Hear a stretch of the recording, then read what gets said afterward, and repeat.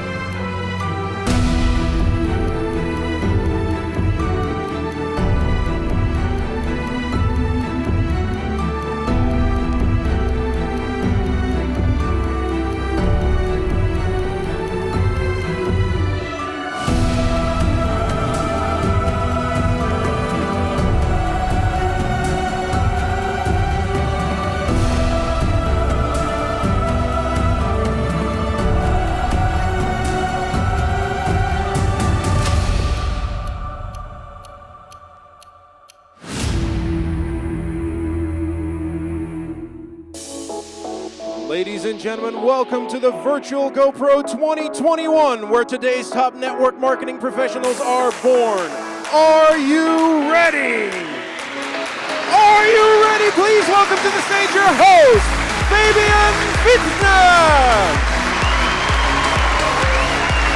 Good morning, or good afternoon, good evening, wherever in the world you are.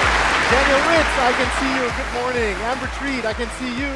Julie Bauer, I can see you. Cassandra Merriman, how are you? How are you guys? Ladies and gentlemen, fellow network marketers from all around the world, it is time for the Virtual GoPro 2021.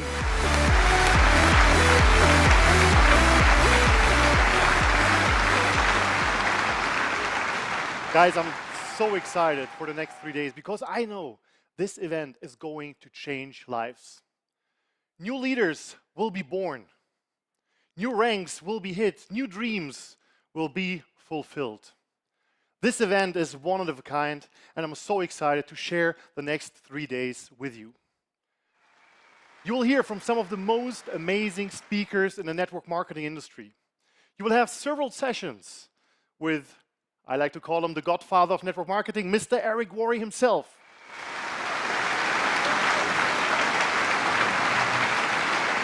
We will have several keynote speakers who are masters at their craft. You will hear from Marina Worre as well.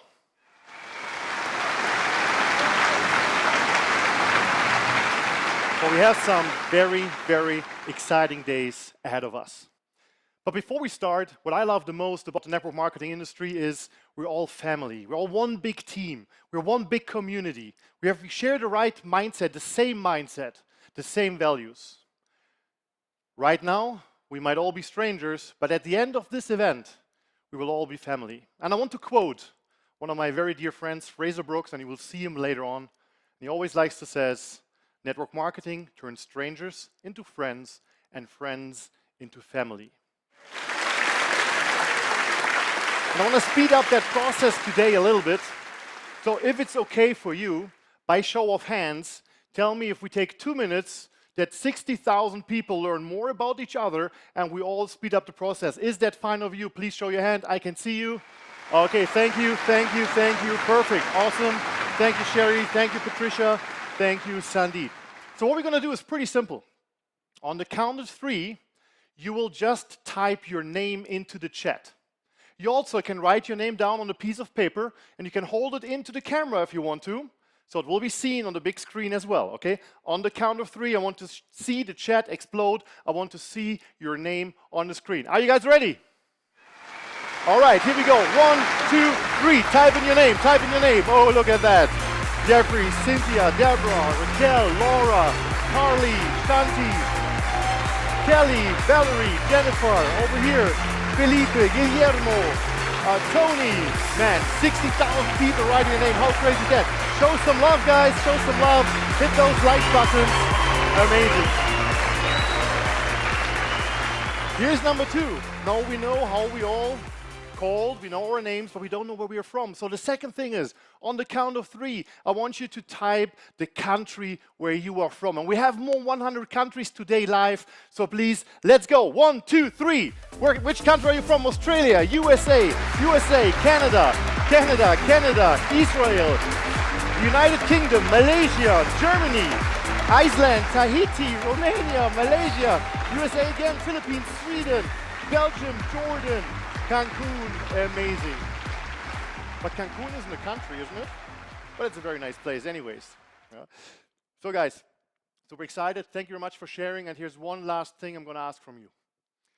This time on the count of 3, I want you to type, what do you expect from this event? But I want you to use just small words, 1, 2, or 3 words. For example, be a leader, fulfill my dream, become a network marketing professional, be motivated, be inspired, things like that. Are you ready to do that? Here we go. 1, 2, 3, let's go. Overcome fear, grow, believe, be motivated, clarity on goals, momentum, become a pro. Let's go. Inspiration, be inspired, growth, momentum, learn the skills, get motivated, how to be a leader, be inspired, become a pro, change your life. Guys, you are amazing. Thank you very much for working with me this morning. Now it's time to introduce myself as well. My name is Fabian Fitzner. I'm a fellow network marketing pro as you, but this weekend I will be your MC and host. So that means we will spend some time together. I would love to tell you a little bit about my story and my past very quickly, because this event has changed my life. And the story I'm about to tell you, I call it the story of the leather jacket. And I have the leather jacket actually over here. I brought it as a little prop to remind me how powerful those events are. 8 years ago, I was a classical entrepreneur. My wife and I, we had fitness clubs on Canary Islands. We did that business quite successfully, but then financial crisis hit. How many of you remember the big recession between 2009 and 2012? By show of hands, or type in the chat. Okay, you just outed yourself that you're over 30 years old. Okay, the young guys don't remember. I'm 40 years now, so yes, I do. So what happened is, we couldn't afford to pay our employees anymore, so because of that financial crisis, nobody came to the gym. So we needed to take a decision, and we said, you know what, let's move on. And I looked around and I found network marketing. And I was so amazed by that industry that we said, hey, let's sell the gyms and let's go all in. Take the money from the sale and live 2 years of that money and build it big. Was a great idea, right? So we moved back from Canary Islands, from Spain to Germany. And the plan was pretty well. The only thing we didn't plan was that the guy we sold the gym to had a different plan. He never paid us. So we moved back to Germany, and we had zero money on the account, and we had zero network. But we had a dream. We had a vision. But to be honest, for around 1.5 years, I was struggling a lot. I thought I know what to do. I was driven, but I just didn't have the tools. So my mentor came one day and said, we need to fly to the United States. There's a generic event going on. There's a guy, he will teach you everything you need to know to become a network marketing professional. Sounds great. Thought like my mindset, I'm in, but how? I didn't even have money. How can I pay for a hotel? How can I pay for a flight, flying from Germany to the US? But you know what? As an entrepreneur, you don't focus on problems. You focus on solutions. We had a flight attendant on the team. And she made it happen that we could fly on what's called standby. For those of you who are not familiar, that actually means the flight attendant says, hey, I want to jump on that flight. If there's a free spot, can you take me? So we're sitting at the airport just waiting and hoping that any flight will actually have a spare seat so we could fly. First one went off, second one worked. So we went in, and we had an amazing seat. It's called the jump seat. I don't know if you heard about that. The jump seat is the little seat you actually flip down on taxi, takeoff, and landing where the flight attendants sit. So they had a few of them because the crew was not fully packed, which means we were standing for 12 hours on the airplane. But hey, we made it to the US for a very, very cheap price. We shared a hotel room with 3 big dudes and 1 queen-size bed because we couldn't afford it, but it was worth it. The event really changed my life. I finally knew what to do. I went home and I started working. But before I went home, I went to a mall because you need to know here in Las Vegas, there are amazing outlet malls. So I went to the mall and I couldn't shop because I didn't have money. So I walked through the mall and I've seen that leather jacket store. And that's where the leather jacket comes into play. I walk in and I see that jacket I always wanted to have. But in my country, it's like $300. I couldn't afford that. But hey, it was an outlet store, $60 only. So I called my wife and I said, Nika, her name is Veronica, shout out to Veronica, sitting in Dubai right now. Thank you. Babe, I need that jacket. I sent her a picture and he says, no. And you know who the boss is in relationships, right? So we just cannot afford it. If you buy a jacket for $60, we just spend everything we had for that flight. We won't have enough afterwards, maybe for food next week. I bought it anyways. I went home and we had a big fight about it. And the only fights we had in our career were always about money. And I don't know if any one of you guys can relate, but if the financial situation is not good, you start fighting very often in relationships. So I started to apply everything I learned at that event. And I started to grow, and for the next 2 years, I was all in. I didn't even think about the jacket anymore. And it was working. We reached one of the highest ranks in our company. 2 years later, actually, we hit our 7 figures for the first time, accumulated, and it was a blast. And then we had a company convention back in the US. So we flew out. This time, we didn't fly on the jump seat. This time, we flew business. We participated at the event. It was amazing.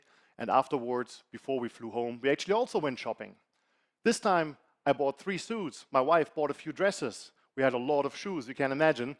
And as we're leaving that mall, fully packed with bags, and walking towards the exit, I had to stop and I looked to the right, and guess what I saw? It was exactly the same mall I was in 2 years before. And I turned to the right and I see that leather jacket store.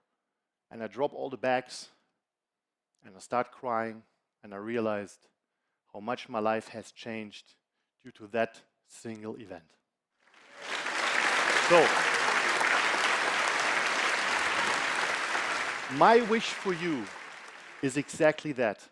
I know this event can and will change your life if you are ready to go all out, if you are ready to put in the work. We have seen it so many times.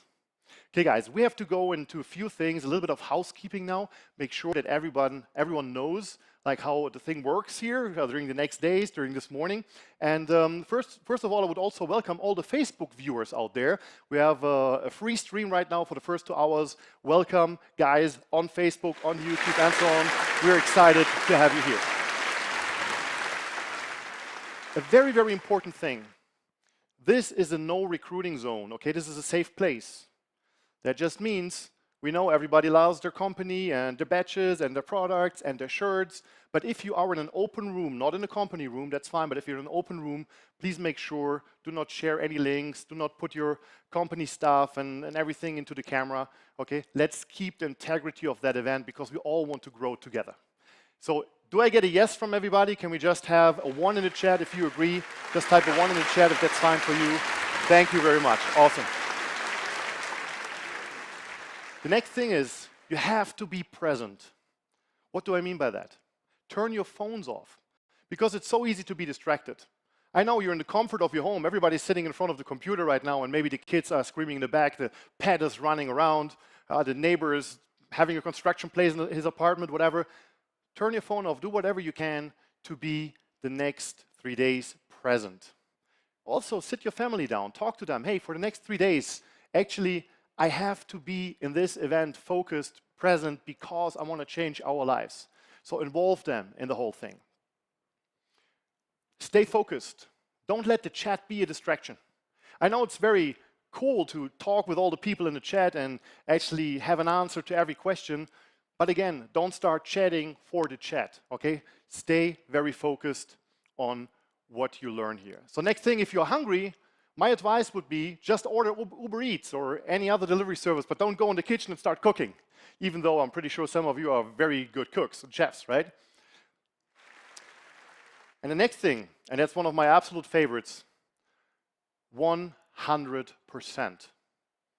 I need you to agree that we will give 100%. And I will tell you why. I will tell you why. I know you guys want to learn. But sometimes we have to trick our mind and we have to trick our body. So what happens right now, you are in what we call the attention mode, which means you are in attention. You want to learn. You're focused. You're present. Everything's fine. All the information goes straight into your brain and it will be saved. But you know what happens after 45 minutes? Your state will change. Your state will change into something what I like to call the movie mode. And you might relate to that, the movie mode. Everything becomes a little more comfortable. You lean back. Information is not getting into the brain anymore. 45 minutes later, you're going to change again, and this time into something that is called popcorn mode. And the popcorn mode looks a little bit like that.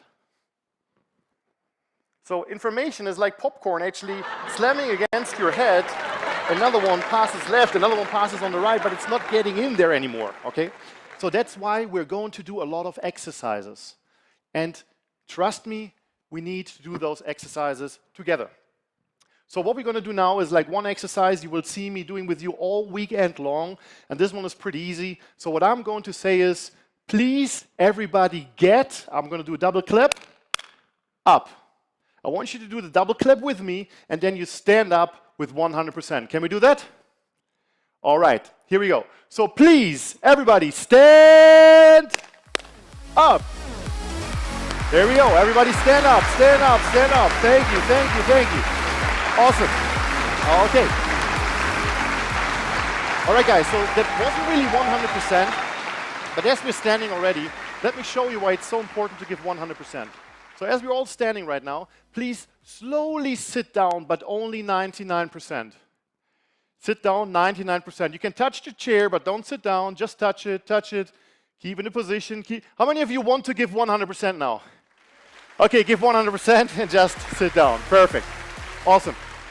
So you see, it's very important to give 100% at all times because the speakers will do the same for you.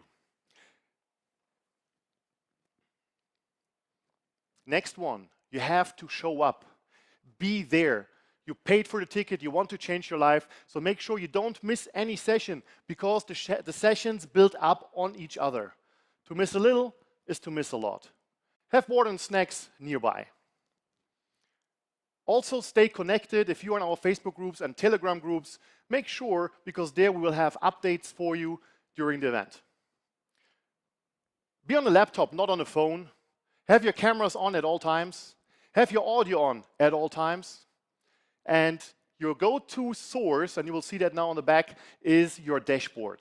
The dashboard is where everything lives this week. You will have PDFs, the help desk, the support, and you will have different resources. And now, ladies and gentlemen, one last announcement before we get the first speakers on stage.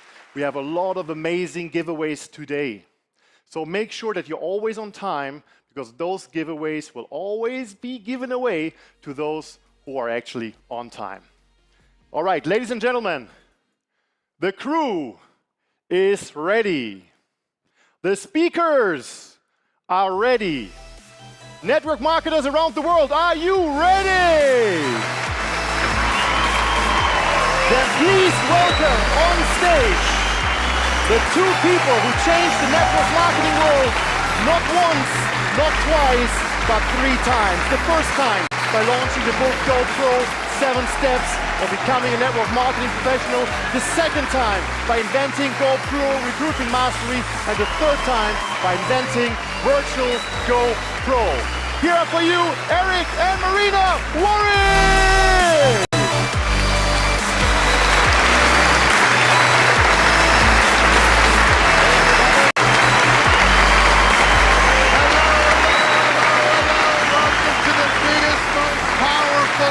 Network marketing history, you're all part of it. Let me see some hands. Let me see some hands. If you're ready to go, you're ready to make this go. Angela's kind of thinking about it. She's moving the hands, but just kind of. Great to see everybody. We're excited. This is going to be the most epic 3 days you've ever been a part of. It's going to be amazing. It's going to be special. But to start this off, let me introduce and have her open up the show. This is really the house that Marina built. This studio was built a year ago as a kind of a response to COVID, but it's turned into a global phenomenon. So Marina Warwick, give her a round of applause, everybody.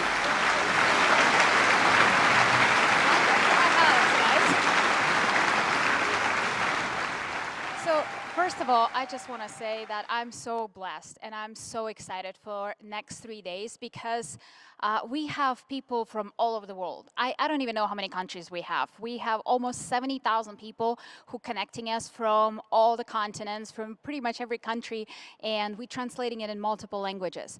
But what I'm most excited about is this event is about the breakthrough, the transformation that it's going to happen for all of you for the next 3 days. It's going to be so powerful and so amazing. Like Fabian said, like Fabian said, if you play full out, if you give your 100%, you will be amazed how much you can transform in the next 3 days. Because this studio just happened to be one of the, like Eric said, the responses to COVID situation. And because, you know, we had an event that we were hoping to have live, and then the whole pandemic changed everybody's lives, and we're still dealing with this problem.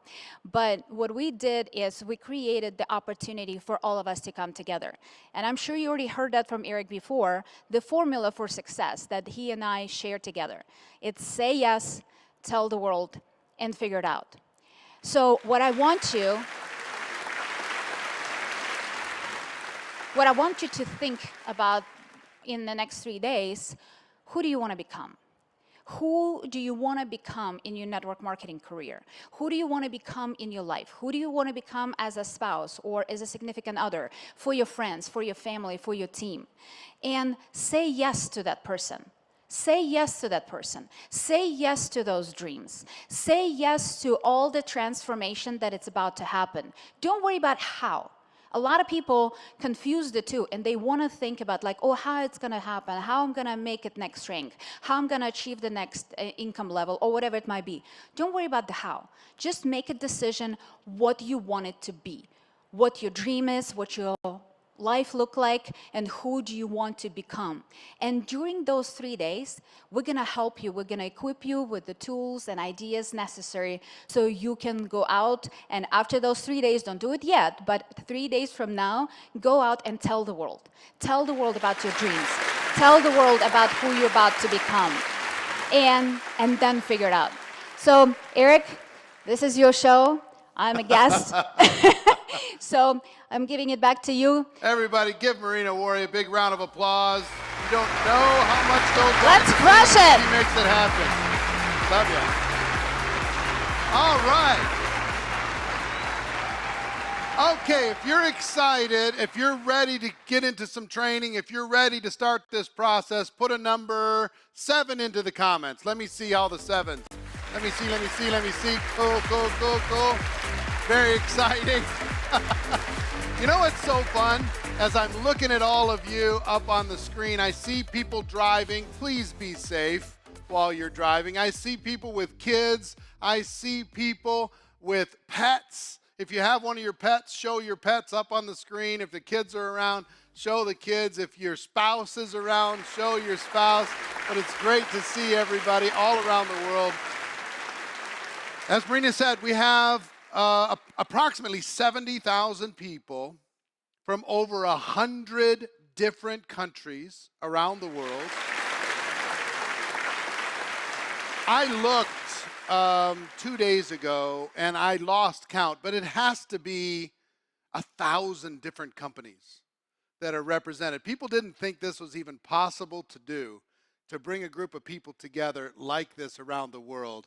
So I'm proud of all of you. I'm proud of the team for helping to make this happen. And I want to start this process by, number one, telling you network marketing is not perfect. It has its challenges, it's judged, it's misunderstood, it's emotional, it's hard sometimes. But if you have an entrepreneurial bone in your body, there is no better place to be on earth. There's no better situation for the average person to express their entrepreneurial hopes and dreams than this profession. There's no place ever. I'll take the Pepsi challenge with anyone. I will debate anyone, anytime. There's no better opportunity. And there's a phenomenon happening in the world today. You know what that phenomenon is? People went home because of the pandemic, and they stayed home. They said, I'm not going back. I'm not going back to that job that doesn't appreciate me. I'm tired of selling myself at 5% of my potential or 10% of my potential. I found a way to be able to work from home. There's never been a more golden time for network marketing than right now, than this moment. Never, ever been a more golden time, because the whole world is searching for a way to be able to earn from home. You have a gift. It's like there's been a global flood. And in that global flood, we have an unlimited supply of life rafts. And all we have to do today to be successful, we don't have to be tremendously gifted. We don't have to be unbelievably talented. You know what we have to be? Busy, active. We have to be talking to people. There's people within 1 mile from you. There's people that are friends with you on social media or follow you on different platforms. There are people right now that are praying for a solution to the situations that are going on in their lives. And you have the solution. So, number one, we have to be busy. Number two, you need to be proud that we're in this great spot. But I will tell you this. What we're going to do over these 3 days is we're going to equip you. We're going to empower you. We're going to help you become prepared to take advantage of the opportunity that's in front of you. Some of you have been operating below your potential, and you're sick of it. Raise your hands if you're sick of operating below your potential inside of this profession. You're already in. Now, what are we going to do in order to be able to make this amazing, right? So that's what this is all about. And I want to start today by giving you 7 different, there's a little echo issue. They're addressing it. They'll make it work. They'll figure it all out. It's better? Tell me if it's, give me a number 1 in the comments if it's better now. Cool. All right, cool. So some of you needed to hear what I just said twice, so you got to hear it through the echo. Twice. Anyway.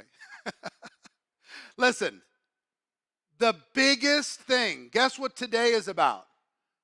The biggest thing that changed my life in network marketing. I'm going to give you 7 steps to going pro, But the biggest thing by far is what happened to me. It took me 3.5 years of full-time working in network marketing to get to this stage. But you know what the stage was? I was frustrated. I was full-time. I was frustrated. I was blaming everybody else for my lack of success. I was complaining about my situation. I was beating myself up. Maybe I'm not right for this. And I remember sitting in an event just like this. Well, not just like this, but a big event, okay? A big event. And I said, you know what? I'm going to become world class at this business. I'm going to become an expert, not just in theory, but in practice in this profession. Because I was watching people walk across the stage and I said, why not me? And I made a decision.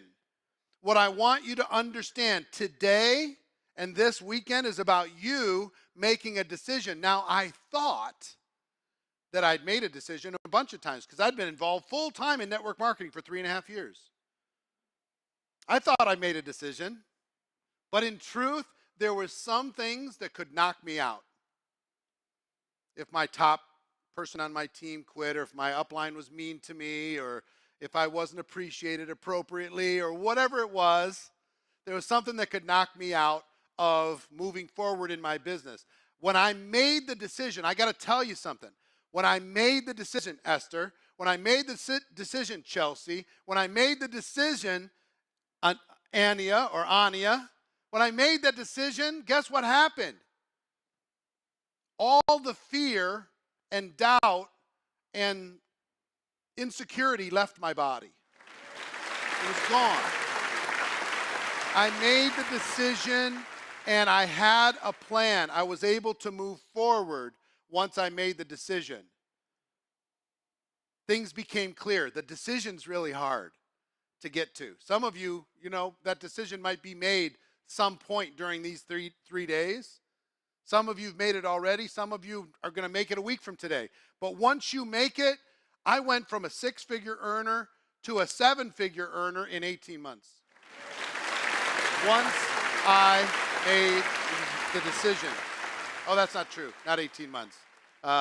3 years. It took me 3 years to get to 7 figures from just barely at 6 figures. But I went from struggling, hoping to get lucky, to having a plan. So decision is everything. Write that into your notes. Make a decision.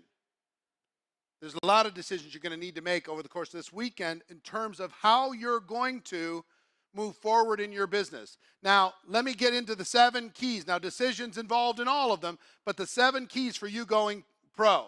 Number 1, and these are not in any necessarily order of importance, but these are 7 things that I've seen that make a difference for people as they're building their network marketing business. Number 1 is environment. Your environment will have a dramatic impact. And what do I mean by your environment?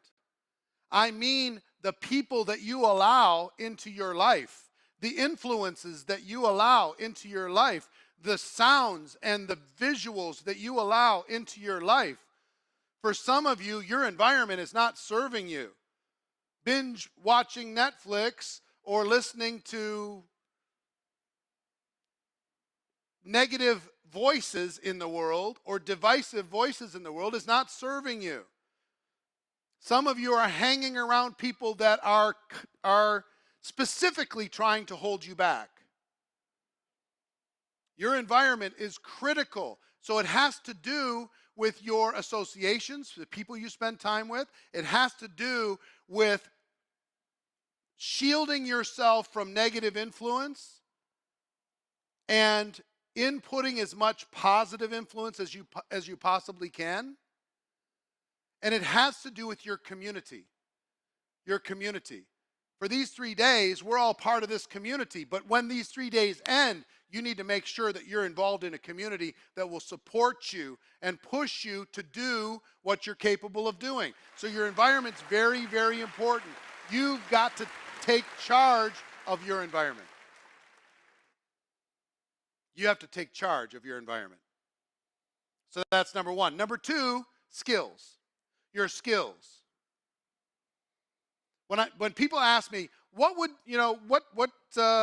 should I do? I'm just getting started in network marketing. What should I do for success? My answer is always the same. Learn the skills. Learn the fundamentals that you need to understand when it comes to finding prospects and inviting them to take a look and presenting to them in a way that they can understand it. Educating the world, which is what we do. How to follow up, how to answer questions, how to overcome objections, how to close, how to get customers signed up, how to get distributors joining your organization, how to get people started effectively, how to promote events. Those are the 7 fundamental skills. But you need to learn about duplication. You need to learn about promotion. You need to learn about the things that will serve you. And here's why. Here's why this is so important. The reason why skills are, in my opinion, one of the most important keys to going pro is because when you become skilled at something, your confidence goes up. The tiniest little thing. And when your confidence goes up, you take more action. And when you take more action, you get more results. And it makes you want to go learn more skills. If you're just out there trying to get lucky, if I learned how to tell my story when I first got involved in network marketing. That was my first little skill. I learned how to tell my story. And once I got it down and I practiced, I got it down, I was able and I was willing to tell it to more people. I told my story to my family. I told my story to my kids. I told my story to my spouse. I told my story to my downline. I told my story to prospects. I told my story anywhere I could possibly tell my story. I tell it at the beginning of a phone call. I tell it when we sat down for coffee. I would tell it when we started a little presentation. I tell it everywhere. So skills build confidence. Confidence causes you to take more action. Action causes you to get more results, and it's a virtuous cycle. Up, up, up you go. The second thing I got to tell you is there are different skills for different seasons in network marketing. A lot of people don't realize this, but it's the truth. 3 broad stages in a network marketing career. 3 broad stages in a network marketing career. Stage number 1, $0 to $100,000 a year. And guess what this stage is defined by? Learning the basic fundamental skills and working your butt off. That's what that stage is defined by. And it's a little bit of a mind trick because when you join network marketing, they tell you, well, you're going to have time freedom. And you're going to have residual income, and you're going to have duplication, and you're going to have all this stuff. Guess what? In stage 1, you don't get any of that. All you get is hard work. Hard work. And your life is going to swing out of balance. You're not going to have time freedom in the first stage. You got to work your butt off, and you have to learn the skills. Okay? That's what stage 1 is defined by. Stage 2, broadly speaking, is $100,000 to $1 million. And let me tell you what that stage is defined by. It's defined by duplication and promotion. You can't just keep working hard with the basic fundamental skills and hope to go to $1 million. You can get to 100,000, but to get to $1 million, you're going to hear from tons of $1 million earners over the course of these 3 days. To get to $1 million, you've got to learn how to duplicate yourself, and you have to learn how to promote within your organization. Promote events, promote your product, promote your system, promote your tools, promote your company, promote an activity. You got to learn about duplication and promotion. You got to lean into that in addition to the fundamental skills. And phase 3 in your network marketing business, phase 3 in your network marketing business is $1 million and above. $1 million and above. Now, to grow your business, once you're at $1 million, it's not just about duplication and promotion anymore.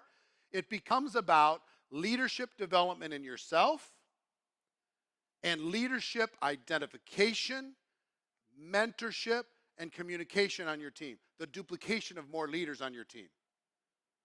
The more true leaders you have on the team, the higher your income can go.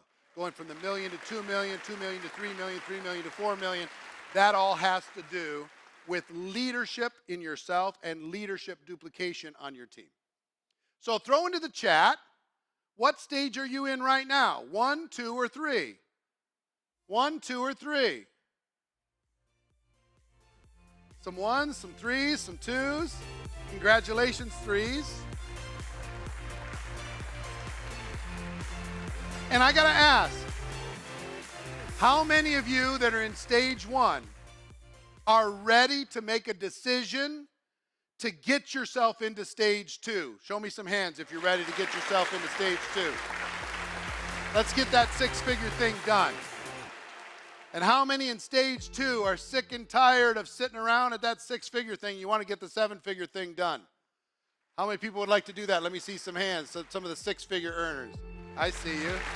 Let's get that 7-figure thing done.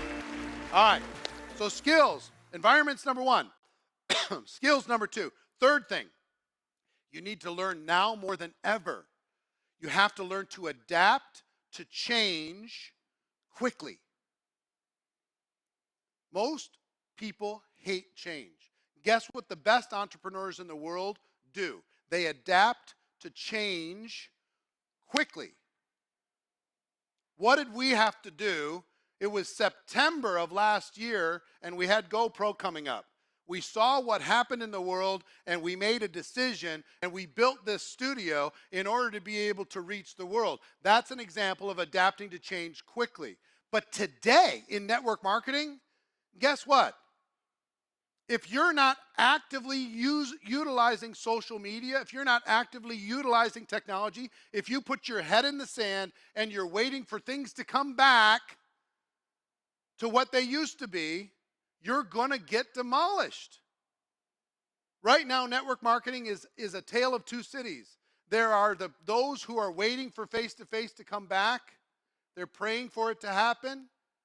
And those who have just adapted quickly and said, I'm going to utilize social media. I'm going to, yes, when we can get back face-to-face, I'll still utilize that. But you got to learn.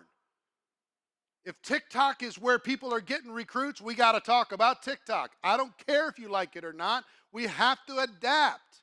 We have to adapt to different strategies. We have, just like we've adapted to Zoom in order to be able to connect with people, we've got to adapt.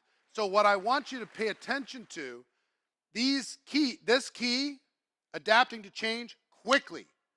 You need to prepare yourself and to prepare your teams, because who knows what's going to happen a year from now, 2 years from now, 3 years from now. There'd be holograms walking around on the sidewalk. We don't know.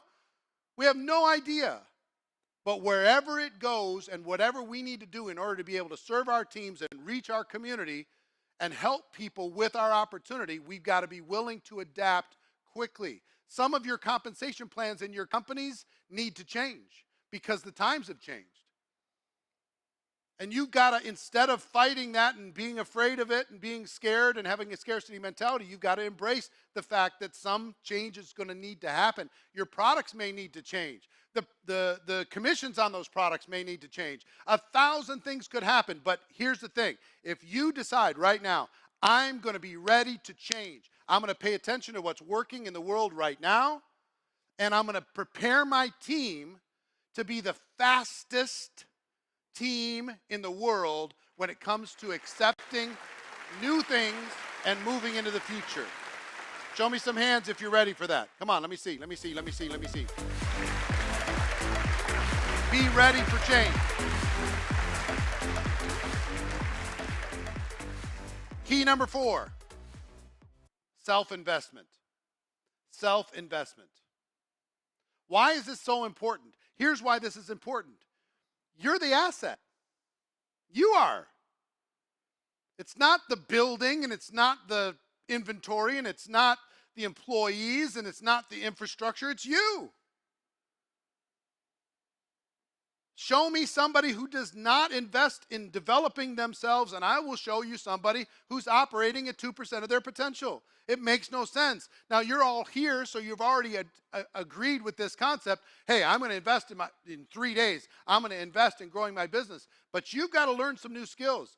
You need to surround yourself with excellence. You need to make sure that you are operating at your prime. One of my son's best friends plays football in the NFL, okay? And his whole career is based upon the health and the strength of his body. Pull one muscle, and he doesn't get paid. Twist one ankle, and he doesn't get paid. He has to invest in the development and the protection of his body in order to be able to perform. You've got to invest in the development and the protection of your mind, your skills, your strategy, in order to perform at a higher level. And some of you were willing to, how many of you, raise your hands if you went to university, you went to college? Raise your hands, let me see. And put into the chat, how much did you pay to go to college? How much did you pay? Put it in the chat. Let me see. 290,000, 80,000, too much, 65,000, 150,000 in debt, 6 figures, thousands, 25,000, 150,000. Now, how much have you invested in yourself in network marketing? Put that number into the chat. Be honest. Look at the difference between these two numbers. Okay? Now, what did your college degree create for you? The degree itself. What did it create for you? Most of you aren't even using your degree. For most of you, having the degree didn't even get you the job. For most of you, it certainly didn't help you keep the job. But developing the skills here, you can go from phase 1 to phase 2 like that if you develop you. You can go from phase 2 to phase 3 like that. If you treat yourself like an income-producing machine that needs to be refined, honed, developed. Think about this. This is really important. Don't skimp out on you. You're the asset.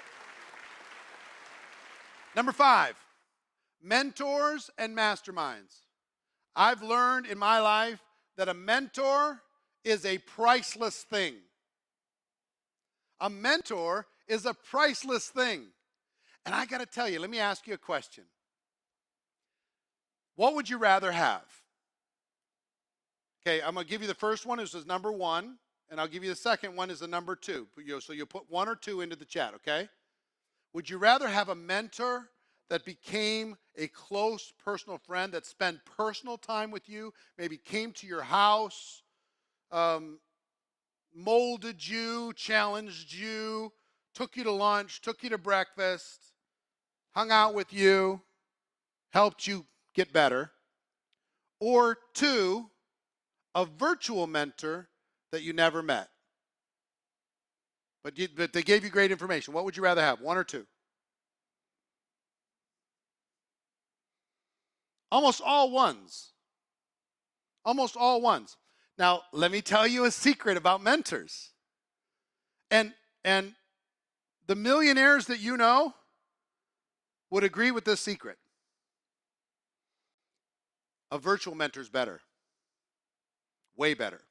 And I'll tell you why. Jim Rohn was my biggest mentor in my life. He helped me so much. He's passed away 10 years ago, something like that. Yeah, about 10 years ago. But Jim Rohn was amazing. And imagine Jim Rohn was a close personal friend of the family, and he agreed to come to my house when I was in my 20s, starting off in network marketing, and he had this course called The Challenge to Succeed. And he agreed to come to the house and give me personally the challenge to succeed. I'd sit on the couch and I'd take notes, and he'd give me the presentation. And then he gave me his phone number. I could call him from time to time if I got stuck. Fantastic, unbelievable. Would Jim Rohn come back and give that course to me the next day again? Yes or no? Nod your head or shake your head. Would he come back the next day and give me the same 3 hours again? Nope. What about once a week? Would he do it once a week? Let's say he was really close friends with the family. Nope. Once a month? Nope. Once a year? No. He gave it to me. And I was what I was at that moment. I was able to absorb what I could absorb in that moment. But that was all I got. Here was what happened to me in real life. I didn't know Jim Rohn. I was a struggling young man. But I bought his audio program called The Challenge to Succeed. And I listened to that audio program 1,000 times. It was 3 hours long. So I got 3,000 hours of Mr. Rohn into my brain. Every time I listened to it, I heard something else. I heard something I didn't hear before. 3,000 hours minimum. Which one was more valuable? Jim Rohn coming to my house and being my friend, or Jim Rohn being my mentor and giving me 3,000 hours of him without him even realizing he was my mentor? Now, which one would you want? Him coming to your house, number one, or him being a virtual mentor, number two? Yes, I will tell you, but my greatest mentors were people that I'd never met. Some of my greatest mentors. Now, I ultimately met Jim Rohn and we became friends, but Tony Robbins was a mentor. Elon Musk is a mentor. He doesn't know it. Jeff Bezos is a mentor. He doesn't know it. Tony Robbins is a mentor. We're friends, but he was a mentor to me for 15 years before he even knew I existed.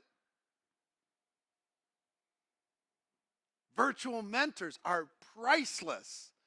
So find yourself somebody that you can learn from, that you can grow with, that you can absorb their information, that you can take advantage of what technology can do virtually instead of having to count on somebody coming to your house and rescuing you. You can be actively involved in your own rescue. You don't need anybody else.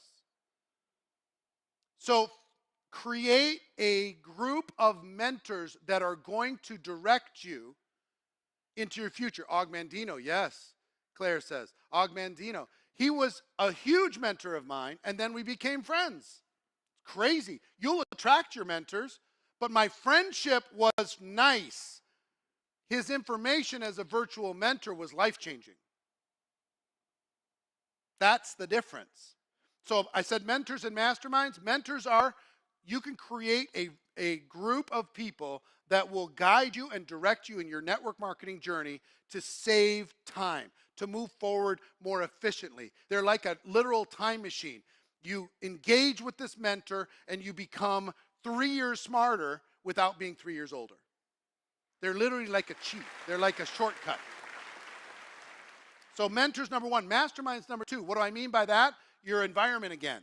Surround yourself with people that are going in the same direction as you. Surround yourself with people that have the same dreams as you. Surround yourself with people that are more successful than you. They will pull you up. So create your own mastermind. For this weekend, we are a mastermind. Together, sharing ideas, learning and growing. So mentors and masterminds. Number 6, speed. Speed. Speed is a key. Slow and steady does not win the race. Not for an entrepreneur. Slow and steady will starve you to death. You need to add speed to your network marketing business. Speed in making a decision. Speed in getting something done. Speed in recruiting faster. Speed in getting to a rank faster. Create velocity within your organization. Have your organization be known for speed. Let's do it. Let's sell out our company's next convention. Let's get the people in our organization to the first rank. Let's qualify them for fast start. Michelle Santa Maria says I speak too fast. Sorry, I get excited. If you think I speak too fast, wait till you get some of the other people coming up. Here's the thing. Speed. Speed. The big myth.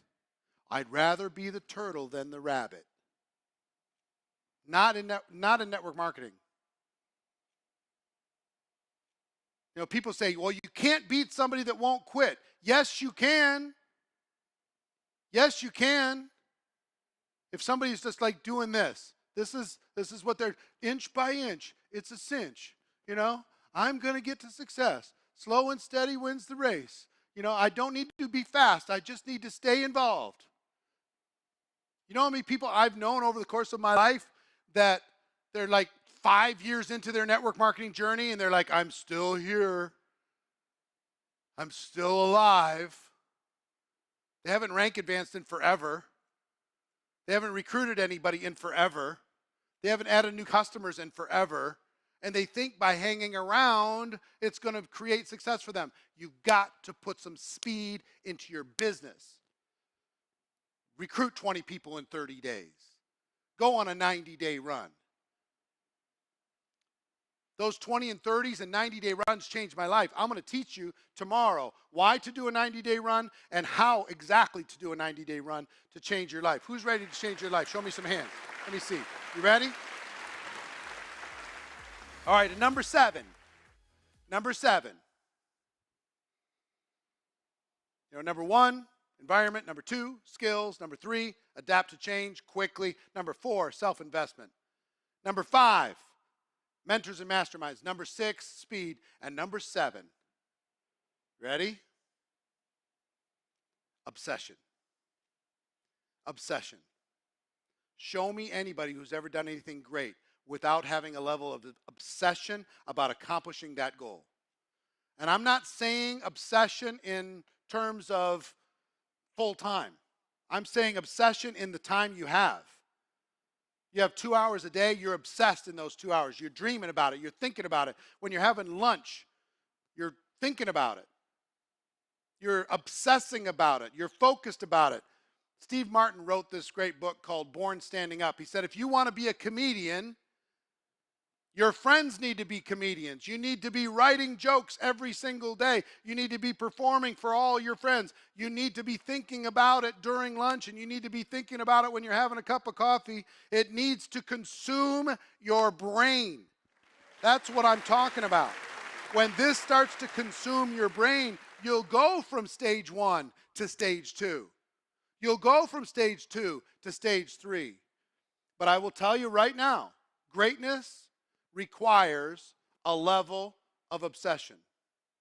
Show me anyone in the world that's done something great without a level of obsession around what they want to do.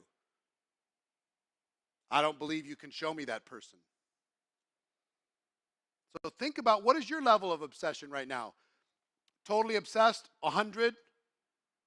Not at all, a 1? What are you on a scale of 1 to 100? Put it into the chat. What are you? And could it improve? Show me some hands if it could go up. We let life get in the way. We let this stuff start to mess with us.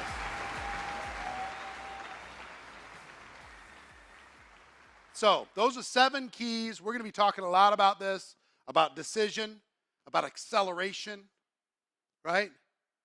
About how to think bigger and equip you to actually not just think bigger, Gwendolyn, not just think bigger, David, but to go do it.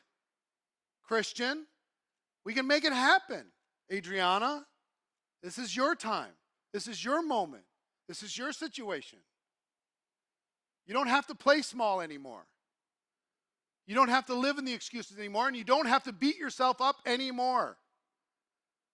Here's what I want you to think about right now. This event is about ripping a new page. What has happened prior to today was only meant as an education. It wasn't meant as a stick to beat yourself over the head with, over all the things that you didn't do. I want you to forgive yourself for any lack of action, for any lack of courage, for any lack of rank or any lack of income. Let go of all that stuff right now. We're going to rip a new page. Today is a new day, and we're going to build you from scratch over the course of these 3 days. And when you're done, when we're done with this, you're going to be able to go out into the world totally self-reliant to be able to go achieve what you're meant to achieve. So I want to say this, and hear me when I say this. I'm proud of each and every one of you for making the decision to become an entrepreneur. I'm even more proud of you for making the decision to do so in network marketing. And I'm proud of you for investing in you by being here for these 3 days. Plug in. It's going to be epic. And what we have in store for you, we've never had an experience like these 3 days in our 12 years of doing this. So let me introduce one of our first keynotes. This young lady, I met her. She's from the same state from Minnesota. I met her, I don't know, 8 years ago probably. And I immediately knew that she had a quality of, she had a hunger and a desire and a quality for excellence that was special. And what she's going to teach you to do today is going to help you take your network marketing business to the next level. She's been in the $1 Million Hall of Fame for many years now, and she's going to bring the heat to GoPro 2021. Please give a big round of applause for Miss Emily Vavra.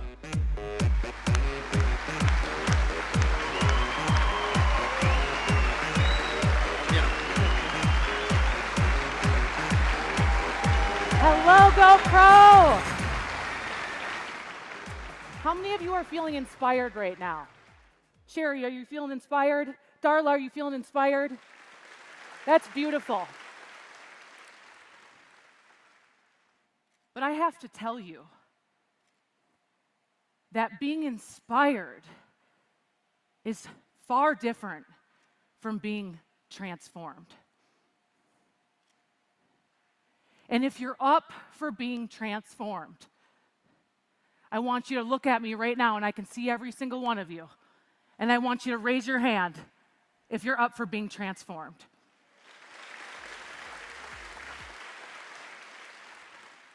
This talk today is all about the point of no return. You see, we've all had times in our life where it is the point of no return.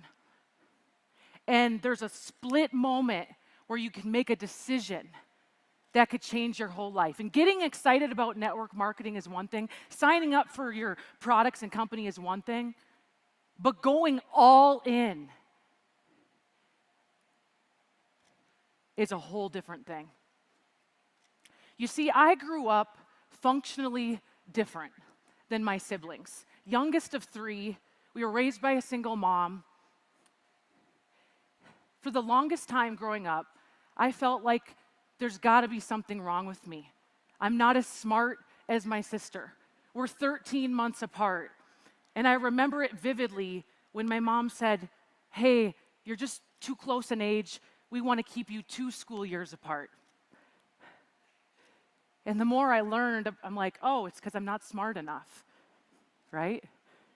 We all have those deficiencies that we think about us, whether it's education, whether it's the way you look, the way you sound, your beliefs. But those are all just beliefs. At any given time in your life, you can decide to play full out. And that's what I had to do at a young age. I had to show up bigger than other people. I had to show up with more presence. I had to learn how to have more energy. Because otherwise I wasn't seen. Otherwise, I was falling behind in school. I could hardly keep up in math class. And what I realized through growing up is I learned a whole heck of a lot by not being the smartest girl in school, because I learned how to play full out. I learned how to get up at 5 a.m. when I wanted to be on the volleyball team and I wanted to play varsity. I had to work harder. You see, there was a point of no return that got instilled in me as a young girl. And I wonder this about you. I wonder this about you, Nicole. I wonder this about you, Shannon. How many times in your life have you been at that point of no return? But what happens is we retreat back.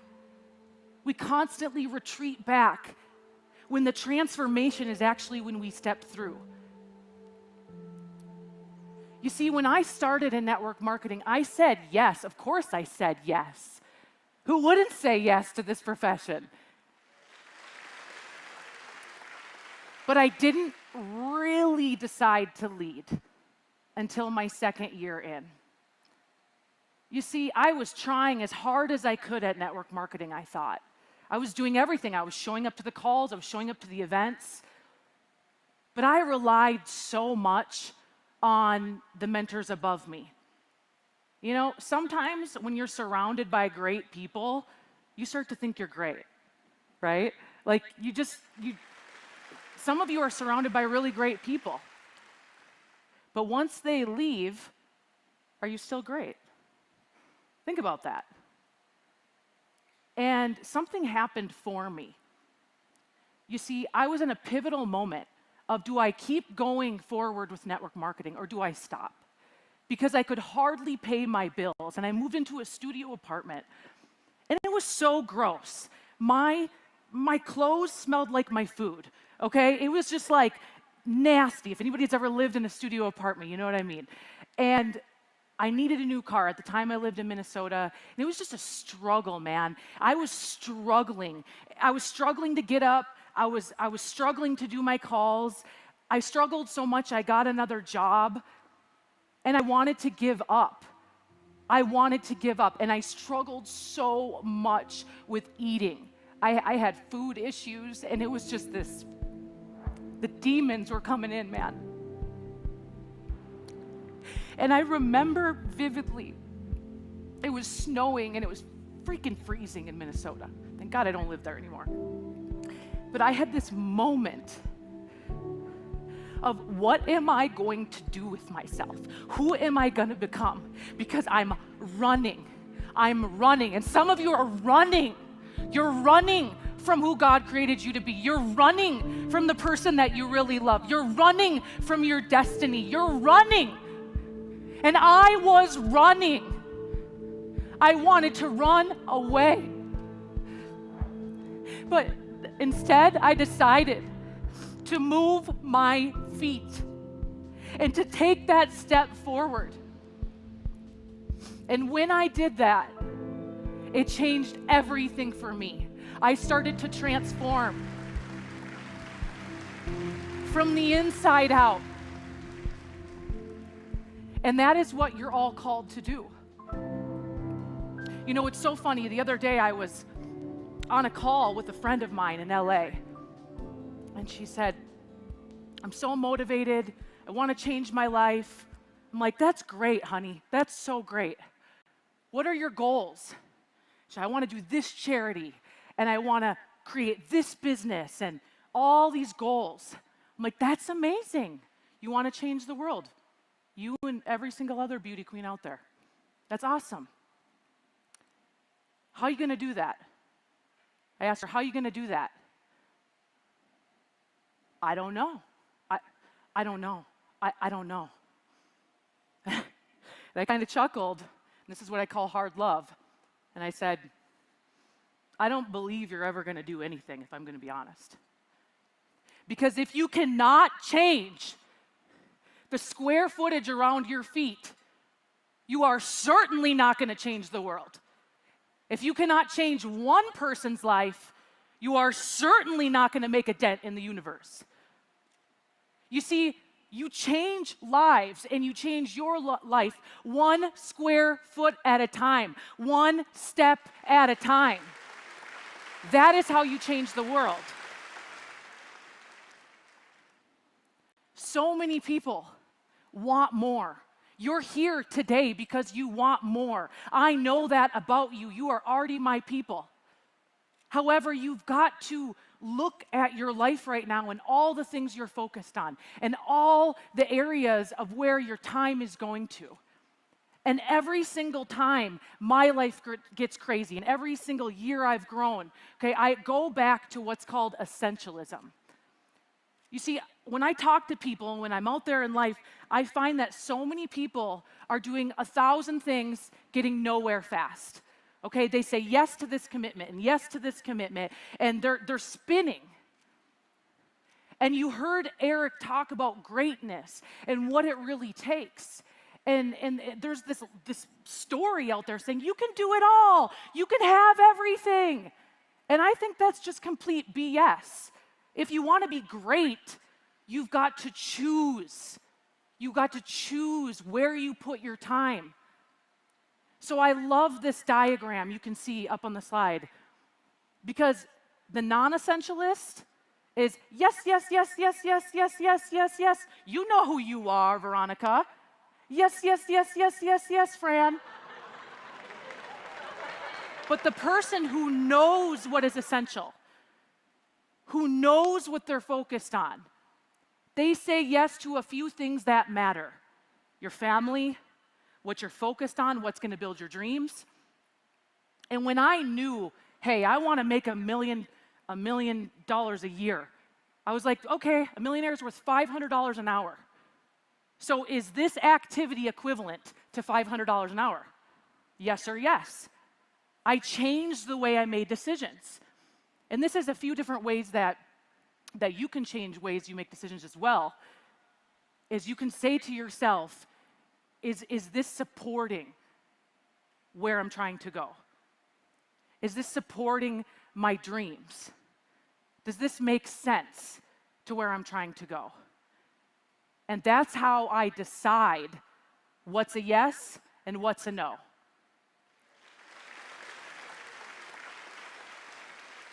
It's essential that you figure this out, because after these next 3 days, you are going to be alive, fully charged, ready to go. But then moments later, you could be stumbling on everybody else's agenda. And you say yes to all these things, and they're not going to help you fulfill your dreams. They just won't. So what do you need to leave behind? What do you need to leave behind today to let the old you die and the new you be born?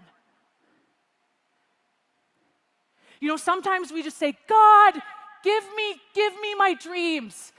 Please. I mean, have you ever been praying at night like, can you just do something? Can you cut me some slack here? And you're just waiting. You're waiting. When it says in a really good book that you must move your feet. I will give you more when you move your feet. What are you waiting for? No one is coming to save you. And guess what? If all your dreams came true right now, in your current state of mind, your current body, you would F it up in 5 seconds. Because you have to change. God will only change you if you change you. And the way we change is through action, my friends. That is how we change. So what must you leave behind? Is it your upline? Do you rely way too much on your upline? Are you just like banking on them for every call? You're waiting for them to motivate you? Let me jump on the team call so they can motivate me. That ain't gonna last long, I tell you that. What must you leave behind? Is it a boyfriend? Do you have a loser boyfriend? And you really need a man friend who can then become a husband? Do you need to leave behind your friends, your drinking buddies? For real. Have you ever noticed when you stop drinking, they no longer call you? Have you ever noticed that? You see, because they're only comfortable with you when they're intoxicated and you can all be losers together. I know this is hard. I know it is. But what must you leave behind? Settling for a mediocre life that you complain about every single day so you can live a great life? Only you can answer that. So what must you leave behind, and then what must you do?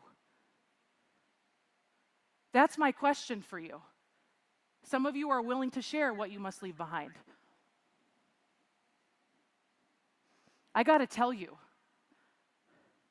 when you get the courage to leave stuff behind that no longer serves you, that doesn't really fulfill your soul, and you're using it to numb yourself out, that's when you move forward.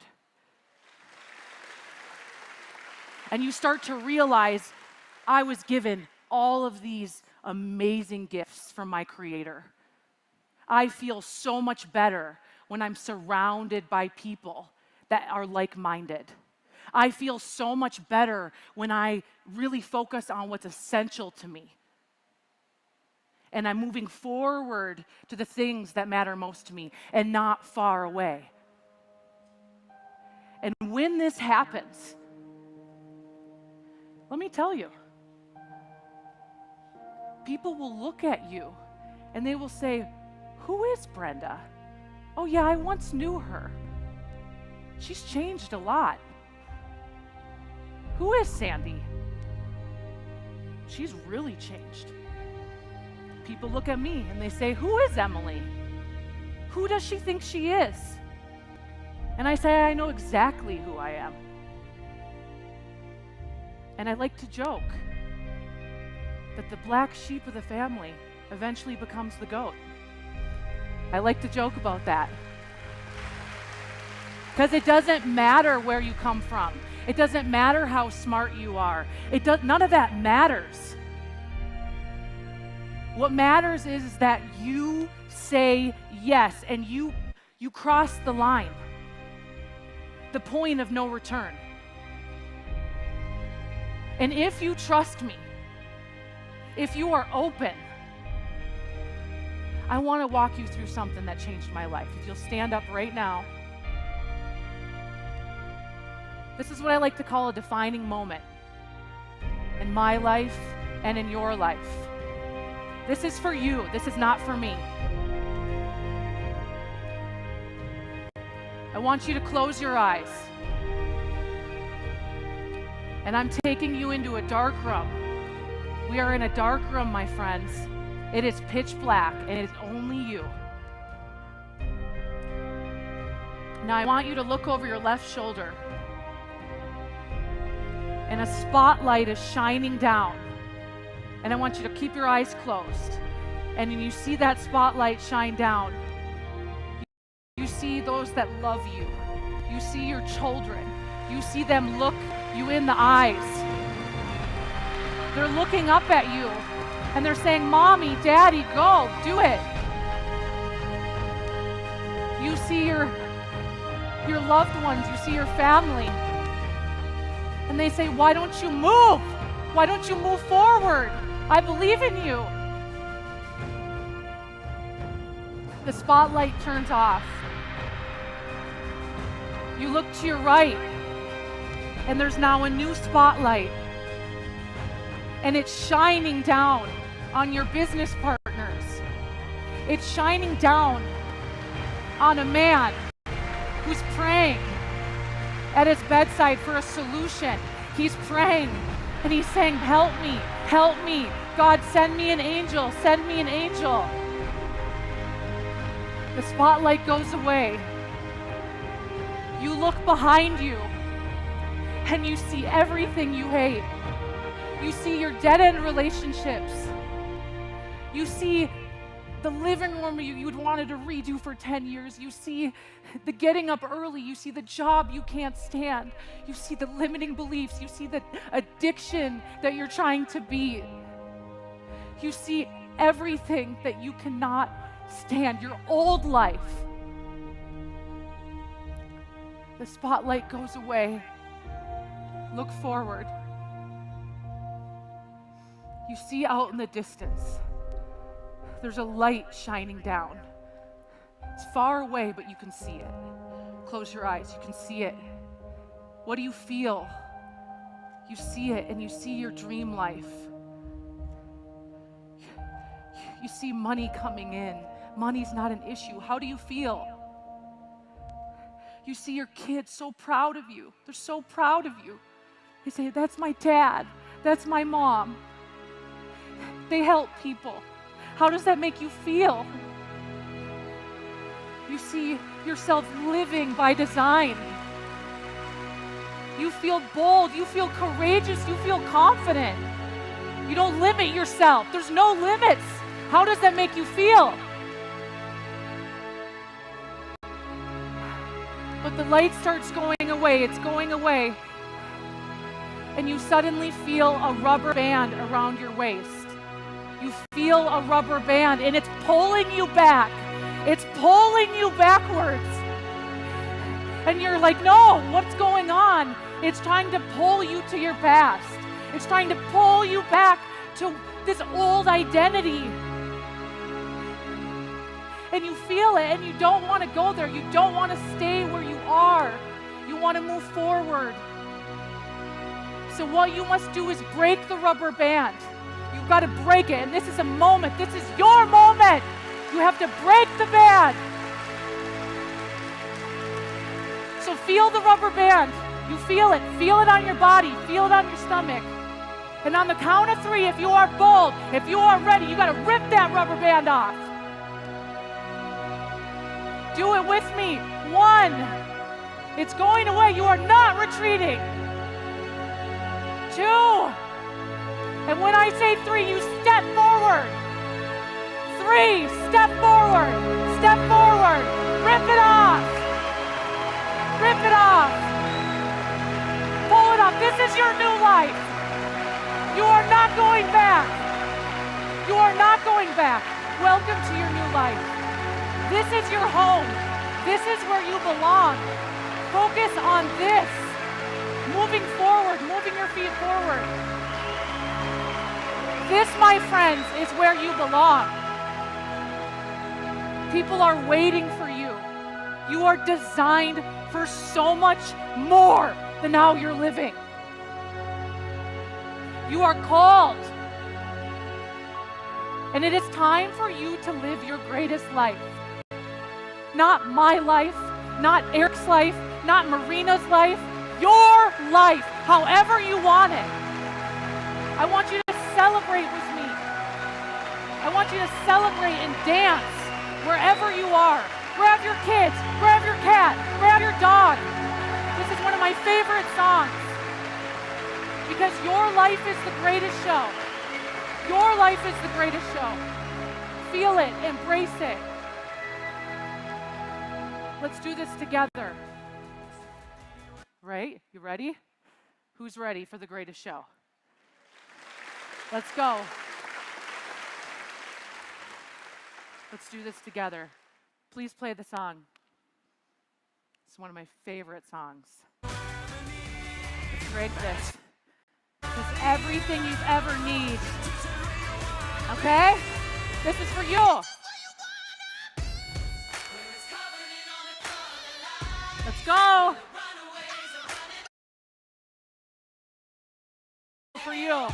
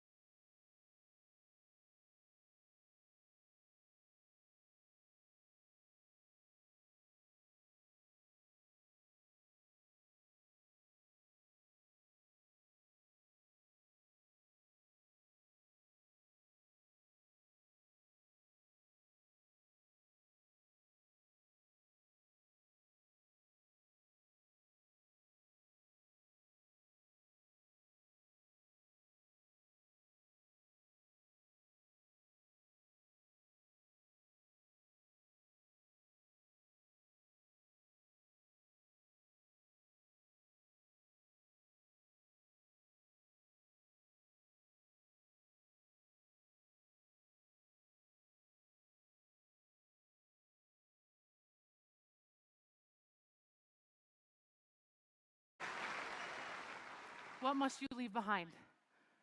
Take this with you. Write it down. What is no longer moving in the future with you?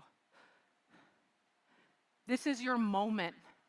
You felt what it felt to live in your past, and now it's time for you to move forward. I love you so much. God bless you. Mwah. Thank you. Emily Vavra, everybody. Well done, well done. All right.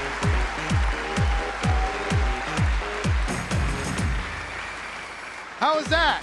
Pretty good, huh? Hey, listen, this is the biggest event in the world, and I want to ask all of you to do two things.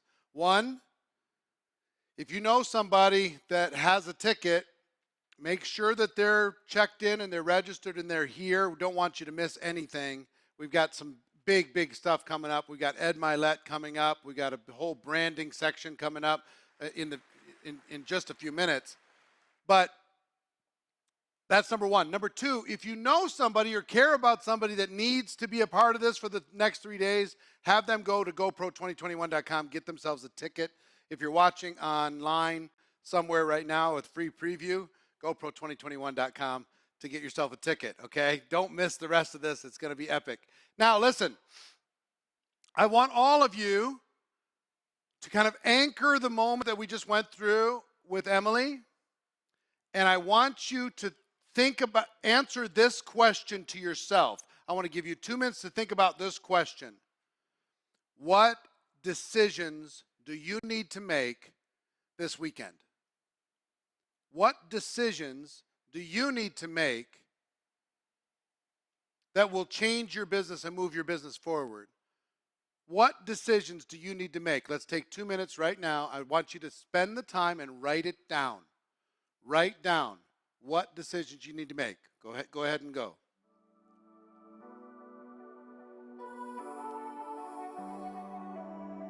And if you'd like, put it into the chat after you write it down so we can see it.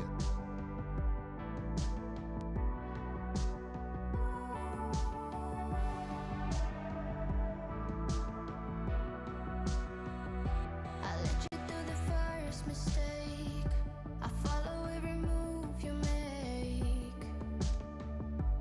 But I'm not sure if what I do is wrong. You're someone that I need to see, or fade into a memory. It's an obsession that is much too strong. I know that I said I have never been wrong, but we stopped talking long ago. I know that I'm lost, but I'm not moving on. Something between us still feels strong. I want you to know that with you It might be multiple things. and if this could last One decision might be to face your fears. Another decision might be any other way. to find a way out of that job that you don't love. Another decision might be to limit the negative friends in your life.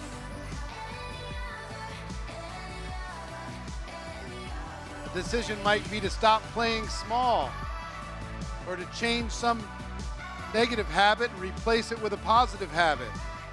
Be more consistent. Could be a million things.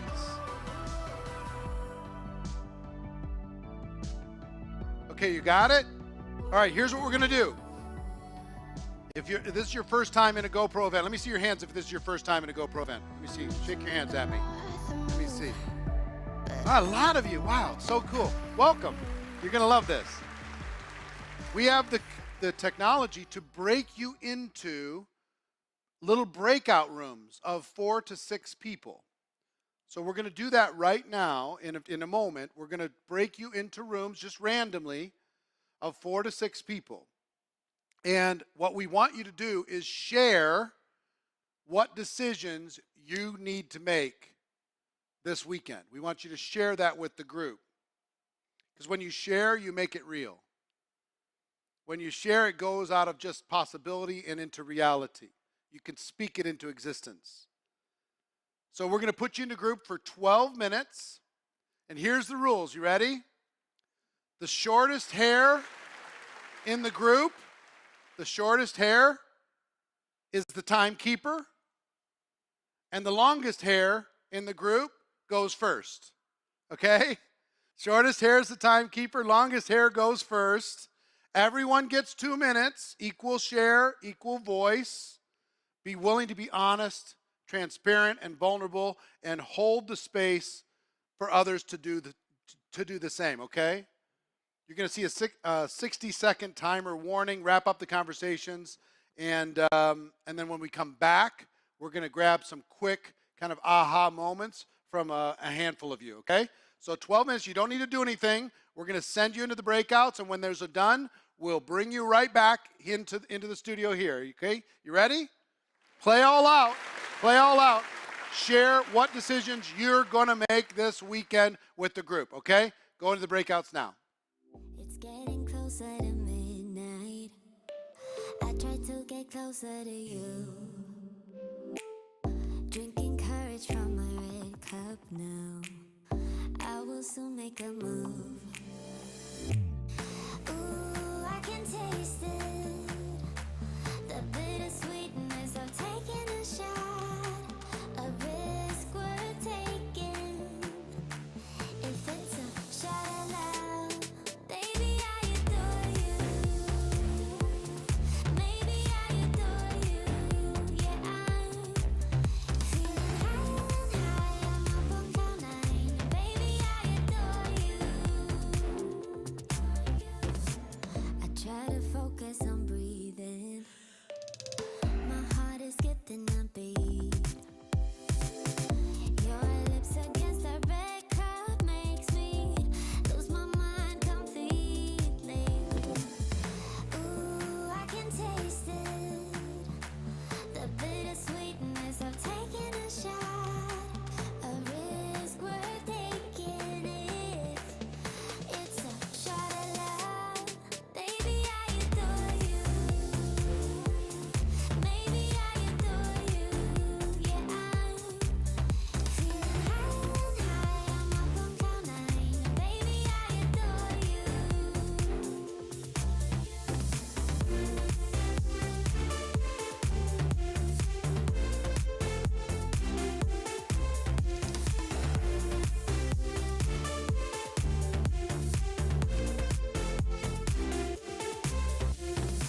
Trying my best not to lose control. I want you, that's all I know. Trying my best not to lose control. 'Cause I adore you, adore you. Trying my best not to lose control. I want you, that's all I know. Trying my best not to lose control. 'Cause I adore you. Baby, I adore you. Are we here? All right, cool. Say, hey, for those who are watching on Facebook, thank you for joining us for the first session. We hope you enjoyed the content. Preview of what's next, coming up soon, we've got a branding panel, a branding training, how to build your brand, a rockstar brand in network marketing, some special guests, a panel of people who've branded themselves incredibly well inside of network marketing are going to be part of that. And we've got Ed Milet coming up. We've got Tony Robbins coming up. We've got, tomorrow we have Lisa Nichols. We've got Eric Thomas. We've got Grant Cardone. We've got Dean Graziosi. We've got the top people in network marketing. It's epic. It's literally amazing. But to be fair, the people who paid to be here for this 3-day event, this is the last session you're going to be able to join with us. Okay? So we're going to let you see this next little session up until the next little break. But if you'd like to get a ticket, invest in yourself. Decide that you want to, take this journey with us, and go to GoPro2021.com. You can get yourself a ticket and log right in. Be up on the wall, be part of the whole process, and join us in this great experience together. Like I said, approaching 70,000 people, part of this event from around the world. You need to be part of it. So if you're watching on social, you're watching for a reason. Get yourself a ticket and join us for the rest, okay? So we'll see you in just a few minutes when we come back from this break. All right, talk to you then. Bye-bye.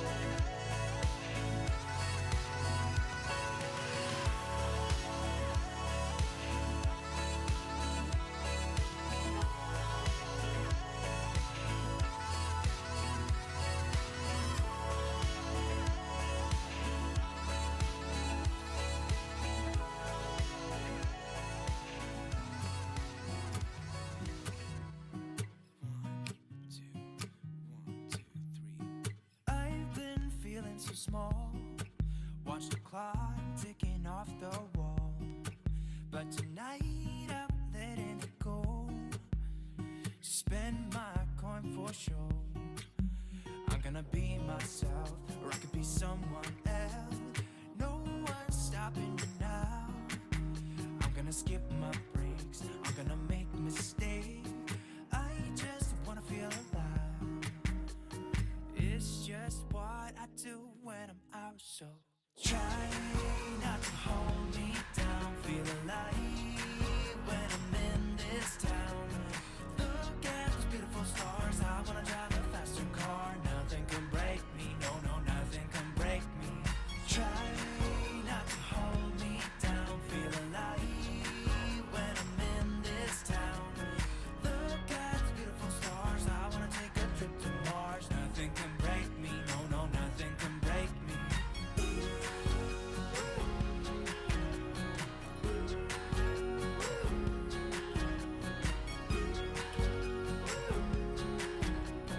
Look at the beautiful stars. I wanna drive a faster car. Lay my troubles to rest. Blow the smoke through my cigarette. City lights looking fine, and I know this is my time now. I'm gonna be myself, or I could be someone else. No one's stopping me now. I'm gonna skip my breaks, I'm gonna make mistakes. I just wanna feel alive. It's just what I do when I'm out, so Try not to hold me down. Feel alive when I'm in this town. Look at those beautiful stars. I wanna drive a faster car. Nothing can break me. No, no, nothing can break me. Try not to hold me down. Feel alive when I'm in this town. Look at those beautiful stars. I wanna take a trip to Mars. Nothing can break me. No, no, nothing can break me.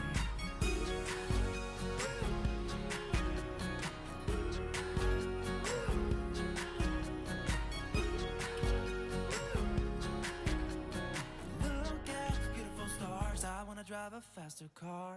I'm gonna be myself. I'm gonna be someone else. I'm gonna be myself. I'm gonna be someone else. I'm gonna skip my breaks. I'm gonna make mistakes. I'm gonna skip my breaks. I'm gonna make mistakes. I'm gonna be myself. I'm gonna be someone else. I'm gonna be myself. I'm gonna be someone else. I'm gonna skip my breaks. I'm gonna make mistakes. I'm gonna skip my breaks. I'm gonna make mistakes. Try not to hold me down. Feel alive when I'm in this town. Look at those beautiful stars. I wanna drive a faster car. Nothing can break me. No, no, nothing can break me. Try not to hold me down. Feel alive when I'm in this town. Look at those beautiful stars. I wanna take a trip to Mars. Nothing can break me. No, no, nothing can break me.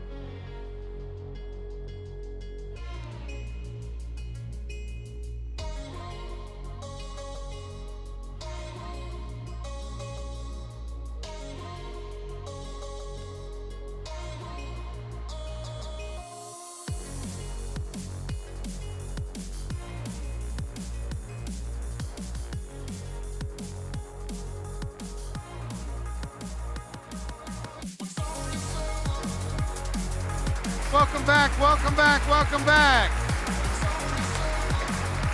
Do you have a good group? Do you have a good share? Sometimes when we do this, especially early in events, sometimes people get into a breakout room and it's just them. Anybody have that happen to them? It was just them? Anybody have like two people or something? You know, as the event continues to move forward, you'll see it gets a little bit more full. But here's what I would like to ask you. Who's willing to share to the world what decisions you're prepared to make? Show me some hands if you're willing to share to the entire world decisions you're willing to make. All right, Z2, Leanne Schweitzer, we're gonna go with her first, and then after that, who else? Who else? Let me see hands. Let me see hands. David Monteith, Z15. We're gonna go with him second. Keep your hands up if you want to share. Let's go with Michelle Ferguson, Z15. And let's go with keep your hands up. Keep your hands up. Charlene Francis, Z2. Okay, so whoever's first, throw them up on the screen. Let's have a conversation. This is with Leanne. Leanne, how you doing? Are you there? Are you there? Do we need to unmute Leanne? Or is she muting herself or unmuting herself? We'll get you. We'll get you. Hold on. We'll make it happen.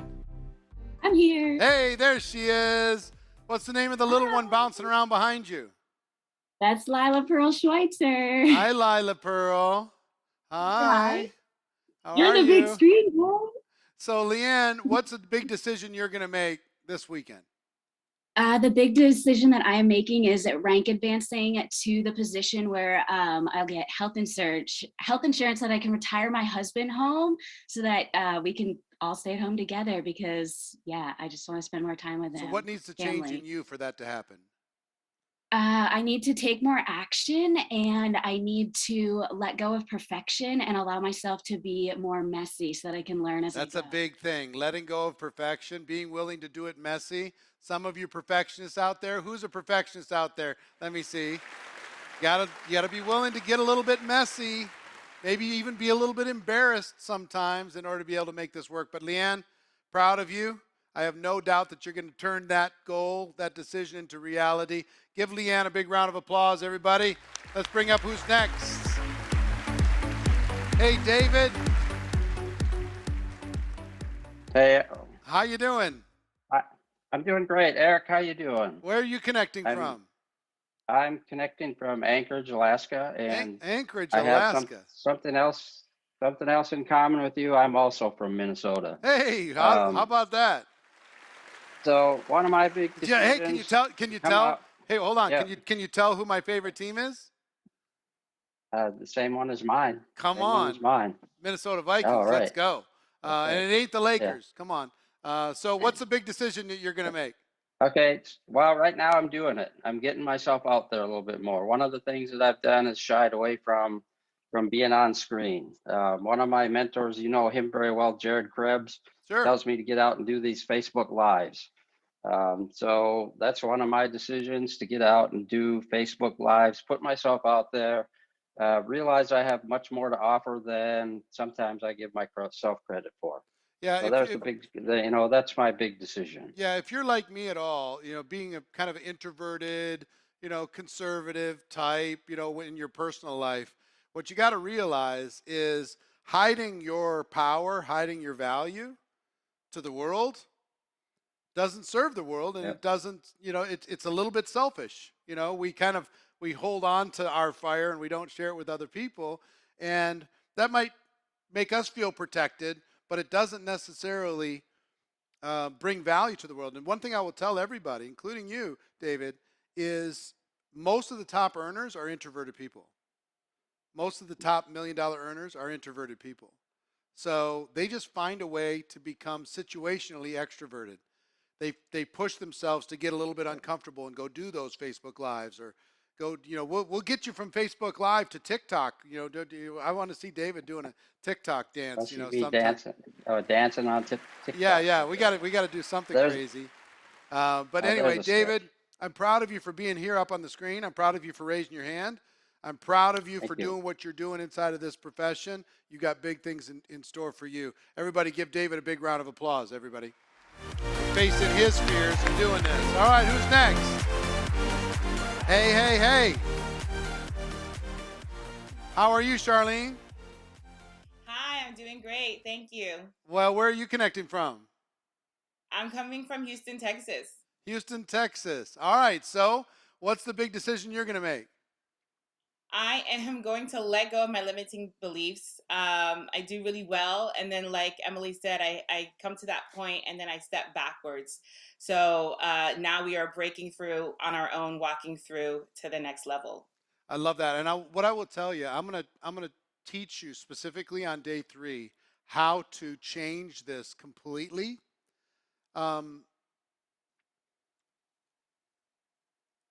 What I used to do in my early years, Charlene, is without even realizing it, I would sabotage my own business. Without even realizing, my subconscious mind would sabotage my growth, my success. Every time I got something going, I'd figure out a way to screw it up. I'd figure out a way to mess up my team or be inconsistent or something. And I finally learned the secret of how to change that forever and to get my subconscious mind to work for me instead of against me. So I'll teach you that specifically, but your awareness of it and your decision to do something about it is why you're here. I'm proud of you. Everybody give Charlene a big round of applause. Well done, Charlene. Thank you. All right, I think we have one more.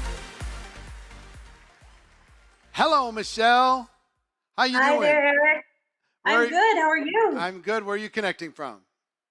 Calgary, Alberta, Canada, and a big shout out to my Hot Shots team. Hot Shots. All right. Fantastic. So what's a big decision that you're going to make? Well, it's sort of been creeping up on me, and I'm glad you asked that today.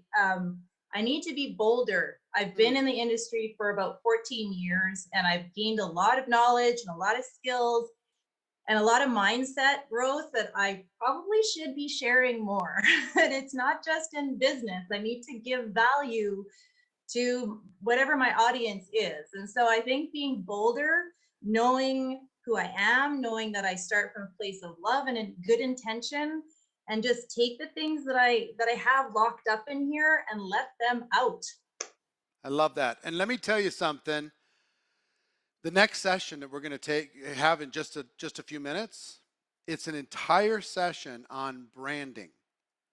And this is going to be very, very important for you, Michelle, and for everybody else here. You are the business.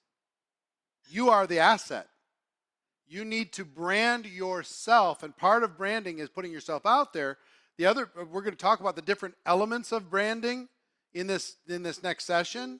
So pay very, very close attention to it, Michelle, because these things, every one of you, whether you think so or not, how you show up, the brand, what people think about when they think about you, has a major impact on your recruiting ability, on your leadership ability, on your growth ability, on your contribution to the world. A major impact. Your brand needs to be thought about like Nike thinks about their brand. You know what I mean? You really need to think about that as a person, not just promoting the company brand, and that's all great, but you're as a person, as your team, it's very, very important, and we're going to train you on it in just a bit. But everybody give Michelle a big round of applause. Well done, well done. I think that's everybody. Here's what I'd like you all to do. Take the biggest decision that you're going to make over the course of this weekend, the biggest one, because you might have many, and put it into the comments. Take a moment and put it into the comments. Share it for everybody else. In typing it, you're going to feel something different. I want you to share it with everybody else, okay? Melinda's going to get organized. Raquel's going to go pro. Be more active. Step into my leadership. Take more action. Make more calls. Give more value. Be consistent. Take action. Wake up earlier. Make a commitment and see it out. Be bold. Leaving behind my limiting beliefs. Be a more brave recruiter. Stop playing small. Be more consistent. Be obsessed and all in. Follow through with decisions. Keep typing those in and take a look, because it'll give you some ideas on some decisions that you might need to make. Okay? All right, so that's our first session. I'm going to bring back Fabian. He's going to take you to the next level. All right? Give him a big round of applause.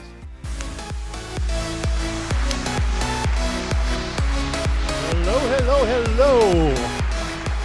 So guys, always when you see me, one of two things are going to happen. Either you will get some housekeeping notes from me so that you know what's going on, or we're going to increase the energy altogether. This time, which one will it be? It is housekeeping. So we're leading into a 10-minute stretch break. So stretch break means as soon as I say go, not before, stay in your seat. As soon as I say go, just get up, stretch out a little bit, get something to drink, get some food, shake your body out, and you have to be back on time. You can use the restroom, of course. That's a good time to do that. Hydrate, make sure. But But the most important thing is that you will be back on time. We're starting the gifts session soon. The session I mentioned in the beginning, maybe we're going to start already after this stretch break, maybe we're going to start a little bit later, I don't know yet. But we will reward those people who are back on time, those people who are always giving 100%, who are playing all out. Okay, guys, so everybody please be back at 11:02, okay? At 11:02, please write in the chat when you have to be back. What's the time? Write in the chat. What's the time? When do you have to be back? 11:02, exactly. Thank you very much. Don't forget that. If you are a group of people and somebody is not back on time, draw them back in. All right, guys, see you back at 11:02. Have fun with the stretch break.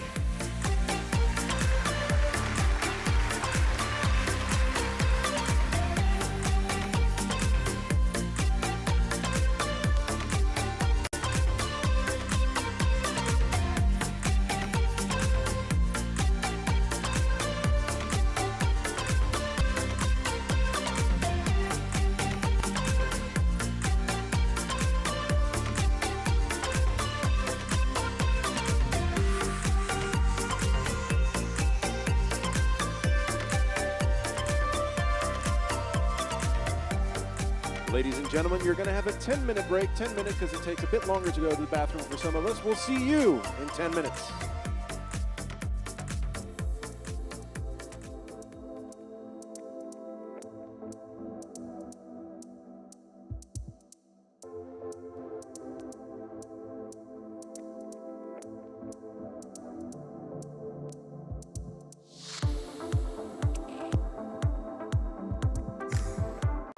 Oh, yeah.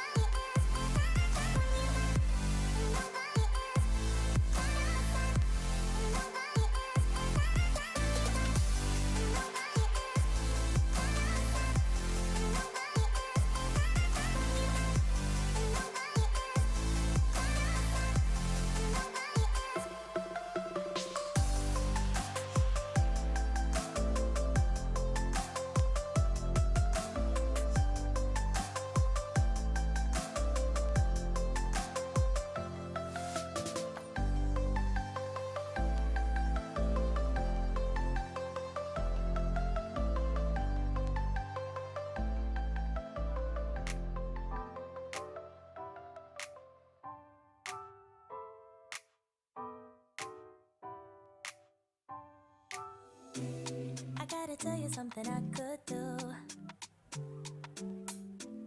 I could be running around chasing you, but I won't. Cause I got better things to do. Rather spend my precious time chasing somebody who loves me too. If I got $1 for every time you slam the door, I would be the richest girl alive, live. If you hadn't run away every time I asked you stay, you would sleep right next to me tonight. No, you didn't want me, all you wanted was a game to play, and you couldn't handle that I had my ways. I found your mind tricks and your side chicks, I'm a winner, babe.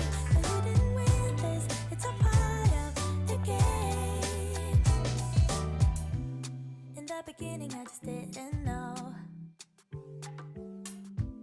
that you're an enemy I held too close.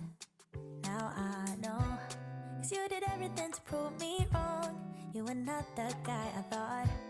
Now I'm beating you at your own. Yeah.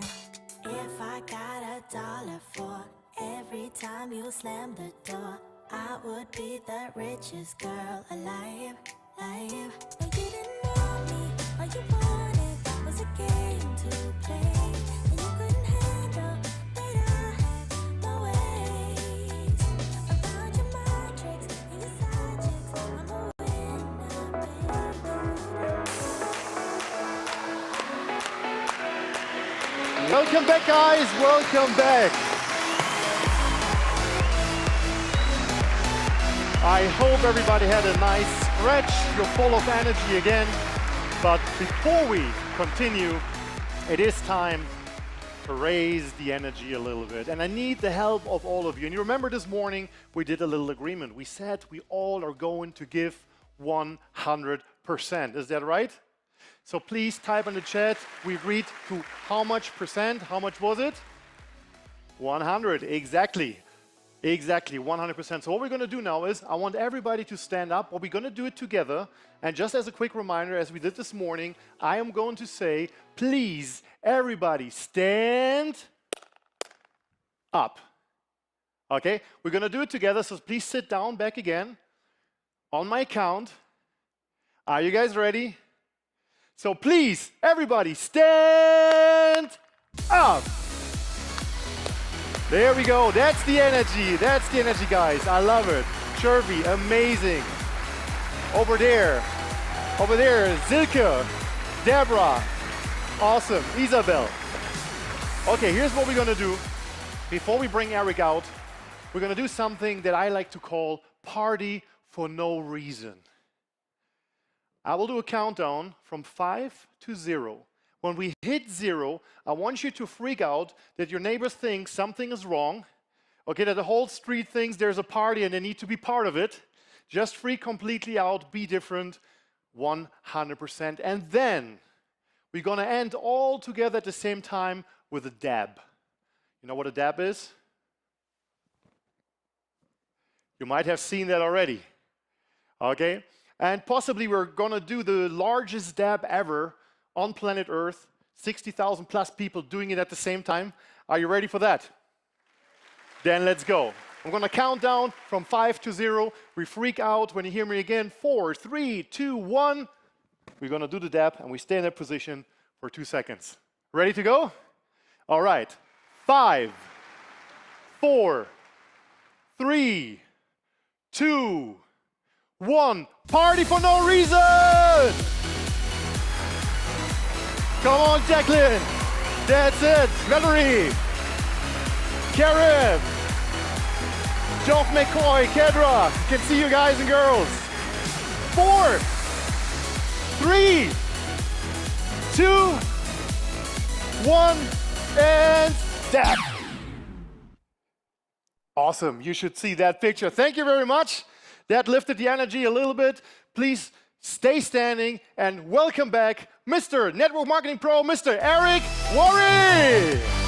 All right. Thanks, brother. That was fun watching y'all dab. Lindsay Williams, I didn't see the dab. Come on. All right, I love it. Okay. How many people have at least one page of notes so far? Anybody? All right, we're going to go into a very interesting and new session. We've never trained on this topic in GoPro in the last 12 years, but it's important to do so, so we're going to do it today. The topic of this presentation, the next 90 minutes, is how to build a rock star brand in network marketing, how to build your rock star brand. And some of you might not think of yourself as a rock star, but in the business world, you will be a rock star. You will be somebody to admire, somebody to emulate, somebody to follow, somebody to listen to, if you build this by intention. I've got to tell you, one of the biggest trends I'm seeing in the world today, from the biggest earners in network marketing, is they are consciously building their rockstar brand. And in doing so, you're going to hear from someone. We're going to have a panel of people talking about why they did it, what they did, and what it did for their business. But here's what's going to happen if you pay attention to this. You're going to recruit more people. You're going to recruit higher quality people. People will listen to you more within your team. More productivity, more rank advancement, more duplication will happen as a result of you paying attention to your brand. So what I'm going to give you is a framework of what I'm seeing when it comes to the brands around the world, and I'm going to give you four pillars to building your rockstar brand. And just like there's lots of different types of rock stars in the world, there's the Susan Boyles in the UK type, and there's a Beyonce type. There's a Michael Bublé type, and there's a Rihanna type. See what I'm saying? All different types. And same thing's true in sport, same thing's true in Hollywood. You don't have to be gorgeous. You don't have to be a fitness model. You don't have to, you could just intentionally build a brand, okay? So David, you hear me? We're going to help you build a brand in Anchorage, Alaska. And all of you help you build a brand. So the first thing that I want to share with you in building a brand, the first pillar is your standards. Your standards. Write that down. My standards. And let me tell you what I mean when I say standards. Here's what I mean. What are you known for? When people think of you, what comes to mind? Like, I'll give you some examples. I'll give you one. When you think of me, what comes to mind? Put it into the chat. What comes to mind? When you think of me, you know, we've been on this journey together for many, many years. Professional, network marketing, success, GoPro. What else do you think of? Teacher, bougie pants. These are on purpose. These yellow pants are on purpose. Mentor, integrity, huge heart, yellow personality. So think about when you think of Michael Jordan, what comes to mind? When you think of Michael Jordan, put that into the chat. Fit, sports, icon, dedicated, never quit, determined, professional, champion, confident. So what you're known for is actually a key element of your brand. It's a part of your standards. So, and another way to ask this is, what do you stand for? Now, there's going to be two answers to these questions for you. One is, what are you known for now? And then there's going to be, what do you want to be known for? What you're known for now might not be the best possible expression of what you want to be known for. So we'll work on, how do you transition from what you're known now for to what we'd like to be known for. So, what are you known for, number one? What do you stand for, number two? What do you stand against, number three? What you are opposed to is part of your brand, isn't it? What you don't accept is part of your brand, isn't it? Point number four under standards, what are consequences for people who violate your standards? That's how you know you have standards. Is there are consequences when people violate them? I promise you, Nike as a company has standards. And if people working inside of Nike violate those standards, those people find themselves outside of the company. If you are involved in a particular church, if you violate the standards of that church, you'll find yourself not welcome there. If you violate the standards of the military branch that you are serving under, you'll find yourself in difficult situations. Same thing's true in every organization in the world. They have consequences for when people violate their standards, and there are rewards for people who support their standards. What are the rewards for people that support your standards?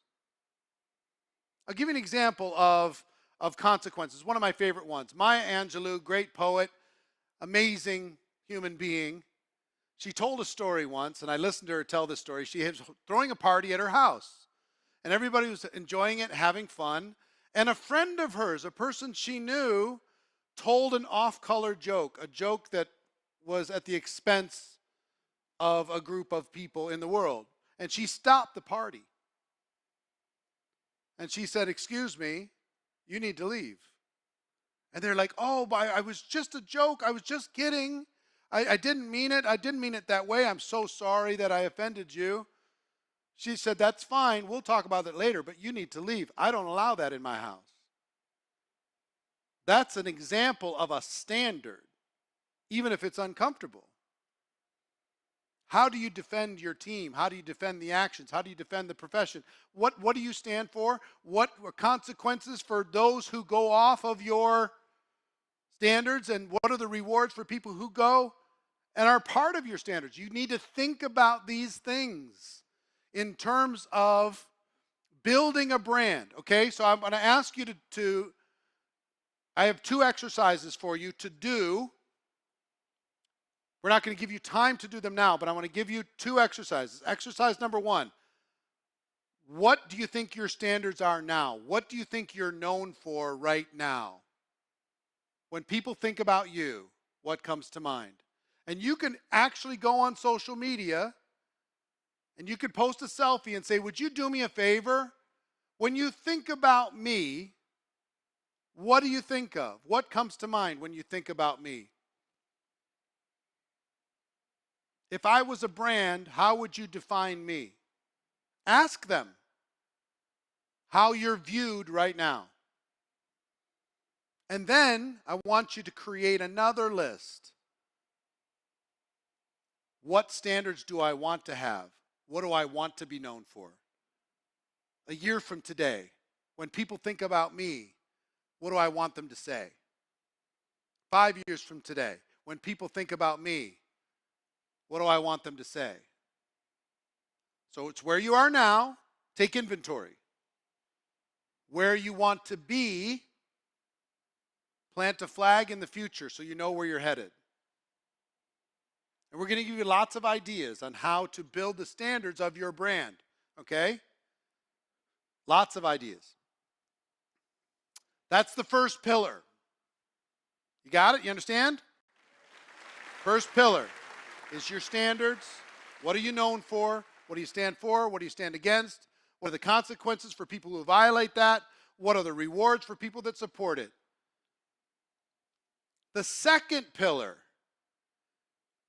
is your energy. Your energy. Is energy part of your brand? Of course. It's a huge part of your brand. Some of you, your energy is so closed up that it doesn't serve you in building a business. Your energy is so kind of selfish, and I say that with all the compassion in the world. Introverts are kind of selfish because it costs them something to bring their energy to the world. They lose power by doing so. It costs them. It tires them out. Introverts kind of lose energy in a crowd or when they put themselves out there energetically, and extroverts gain energy. I lose energy. At the end of these 3 days, guess what? I am out. I'm going to need to stare at the wall for a while and not talk for a while. That's how I'm built. It's true. If you can relate to that, raise your hands. Let me see if you can relate to that. You're going to need to recharge. Yeah, I get it. But even though I'm planning on being low energy to recharge my batteries later, would you describe me as low energy right now? Now, I'm not hyper. I'm not jumping up and down, but I have my energy is part of my brand. My passion is part of my brand. Okay, I have standards for sure. I'm known for things for sure, but my energy is part of it. My empathy, my compassion, my encouragement, it's all part. You get it from the words, yes. But if I gave it to you very sour or very low energy, you wouldn't get as much of a benefit as if I give it to you with the real energy and the passion that I have inside. So your energy expresses itself in different ways. One is what you exude, you know? Do you brighten the room or do you dim the room? When you walk in, do you brighten the room or do you dim the room? And I had a mentor who, I'm introverted, one. I'm kind of cerebral, and what I mean by cerebral is not necessarily overly intelligent. What I believe about myself is I can get in my head and live in my head and forget the people around me really easily. And when I do, sometimes I get kind of, I get kind of focused and energetically bound up. And I had this mentor, and we go into meetings, and he afterwards say, "Eric, what are you doing? You're killing the meeting." I said, "What do you mean?" I was just thinking. I was thinking about strategy. I was thinking about this. Yes, but you need to brighten up, son. If you don't brighten up, I can't have you at these meetings. I'm like, what? He said, "Eric, when you walk into the meeting, it's like the lights went down in the room. You need to walk into the meeting like the lights just went up because you came into the room." I'm like, "Well, would you remind me when I'm doing it? Can we come up with a signal?" And you know what his signal was? He would kick me. You know, we'd go to breakfast or go to a lunch meeting and say, "Kick me under the table," bam. And I'd be like all like focused. And I wasn't negative, but I looked negative. My energy was darker than my intention. So I'd be like, I'd be having my breakfast and I'd be having the lunch. I'd be thinking about stuff. I'd be writing things down. And he'd kick me, bam. And I would show up. Hello. I would come right back into the meeting. "Hi, how you doing? Good to see you. Sorry, I was checked out there for a second." And I would put a smile on my face, and I'd put some energy into the conversation, and I'd focus on the people. And I was I would change. Now, it was only a physical change, but the impact on the other person was dramatic. The lesson that I learned was huge. I was living small, and I was playing small, and I was acting small, and what I was exuding was small, and I needed to show up energetically. And some of you, even on these screens that I'm looking at right now, you're not brightening the room, folks. Some of you. There's some of you just woke up. Hello, nice to meet you. How you doing? Good to see you. Hey, Rachel. Thanks for joining the conversation. I see your smile now. And sometimes it's just a smile. Sometimes it's about how you move. So what you exude is one part of it. Your vibration is another part of it. Do you have in velocity a little bit quicker movements versus super slow?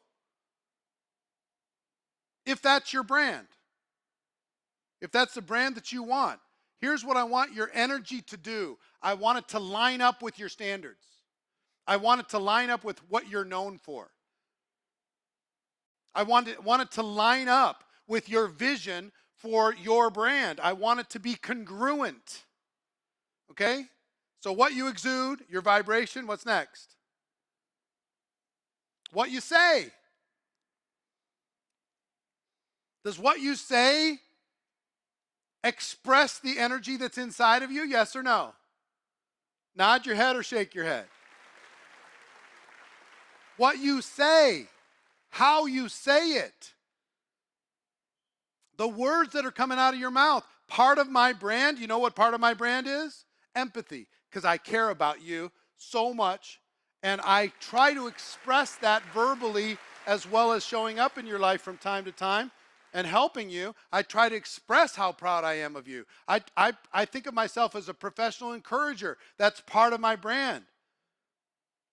What you say matters hugely. What you do matters. What you do, is that part of your brand? Is that part of the energy? What you do impacts how people see you. It impacts the energy in which they see you.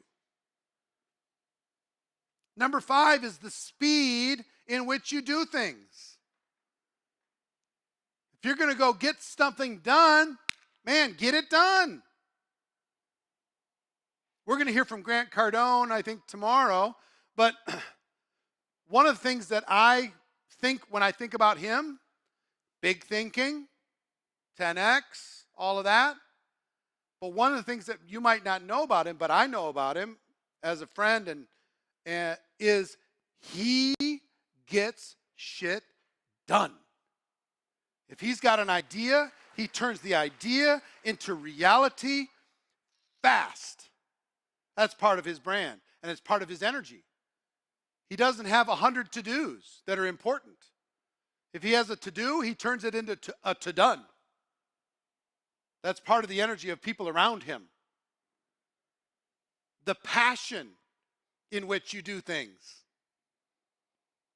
You give a presentation with passion, it's part of your brand. Low passion, medium passion, high passion. We'll hear from Tony Robbins later. What is Tony? He's way up there. Motion creates emotion.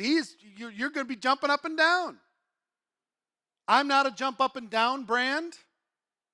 You know, I can get excited. You can tell I'm excited. You can tell I'm focused. You can tell I'm whatever, passionate about this. I hope my energy is expressing itself to you.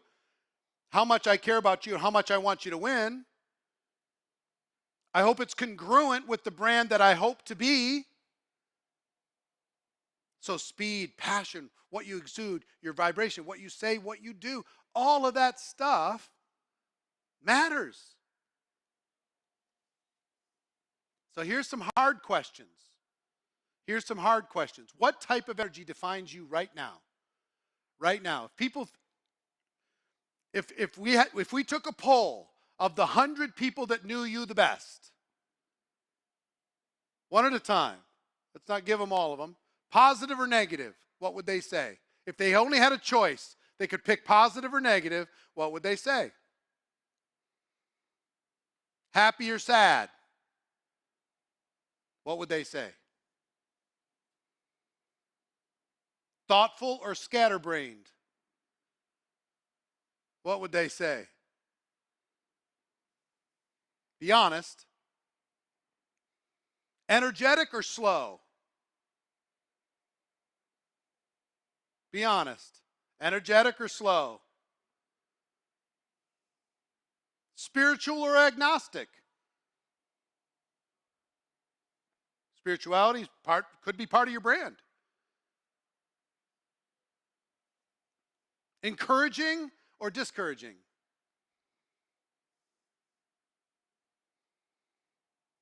If we asked 100 people now, and some of you, look, some of you saying, well, at least 51% would say I was encouraging. We need to get it to 100, don't we? For it to solidly be part of our brand. Hyper or calm? Passionate or apathetic? These are all decisions. Every one of these is decisions. And some of them might tire you out, my introverted friends. But if you want your brand to align with your purpose, you want your contribution to be bigger than it is today, you want the purpose for you being here to really matter, you have to get past your fear of putting yourself out there. I promise you, I am not I am not the person I was. I changed. Ask any of my friends. They're like, we don't believe it. That knew me back in school or whatever, they're like, who is this kid? We don't even know. So here's some other questions for you. And put your answers into the chat. What type of energy is gossip? Might be really interesting gossip. Might be gossip around some movie star. It could be gossip around COVID. It could be gossip around politics. Or any of those topics out in the general public. What type of energy are any of those topics? What type of energy is complaining? Even if it's justified, you know? You had a bad day and you need to vent. Or something bad happened to you and you need a little sympathy. Even if you need to vent, and even if you need a little sympathy, even if you need a little validation, what type of energy is that? Is complaining. The next one is one I was an absolute superstar pro, and I was known for it. I was a professional at blaming other people or other things for my lack of success. I was so good at it, it's not my fault. It's my upline's fault. It's my stupid downline. The company won't do this. I live in Minnesota. It's freaking freezing, and nobody wants to work. I'm too young. I don't have a college degree. I don't know anybody. You know, people in my country don't like network marketing as much as they like it in other countries. I would complain about everything. I'd even complain and blame other negative people for being negative. I would blame other negative people for my lack of success. What type of energy is blaming? Big question. Do you brighten the room or do you dim the room? It's really as simple as that. And guess where that starts? Guess where that starts? With what you're sitting right now, me looking at your face. I'm not going to call you out and say, hey, you brighten the room, you dim the room. But some of you are not bringing your energy into this event. You're sitting back like a tourist. You're not showing up, even in the Zoom in your living room, like you're going to be on this stage. And that's what you should be doing, because that should be part of your brand. You showing up, shining up, dressing up, looking great, big smile on your face, makeup on, ready for your close-up. So I'll give it to you for this session, but here's what I'd like to see. I want to see the brand, your brand, show up over the course of these 3 days. By that last session, I want to see your best self. Energetically, physically. I want to see your standards pop off the screen. So bold and so bright and so amazing that everybody that comes up here has to call on you because you look so great. You got such a big smile on your face. And even if it is 6:37 in Australia, a.m., and we started at 4 a.m., I get it.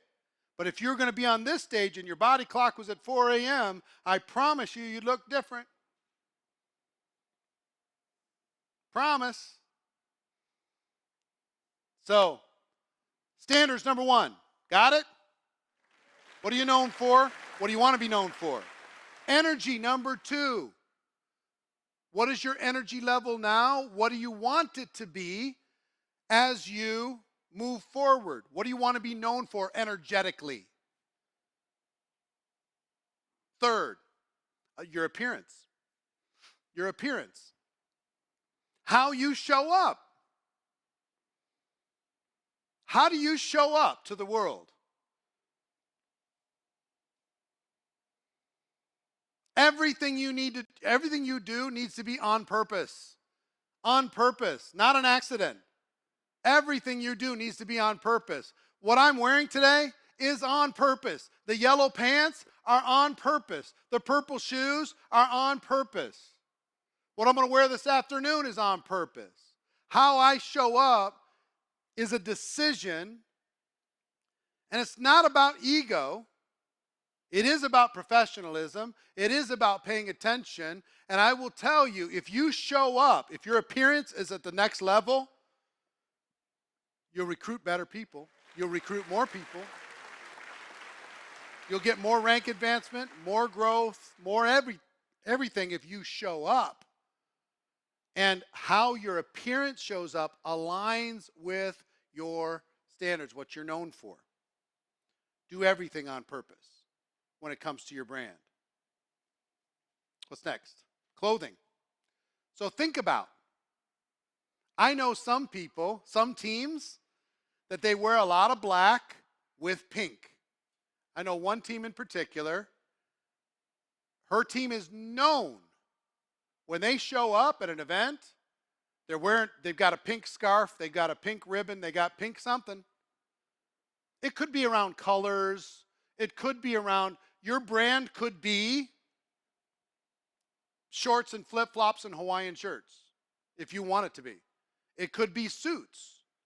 It could be casual Fridays. It could be sloppy.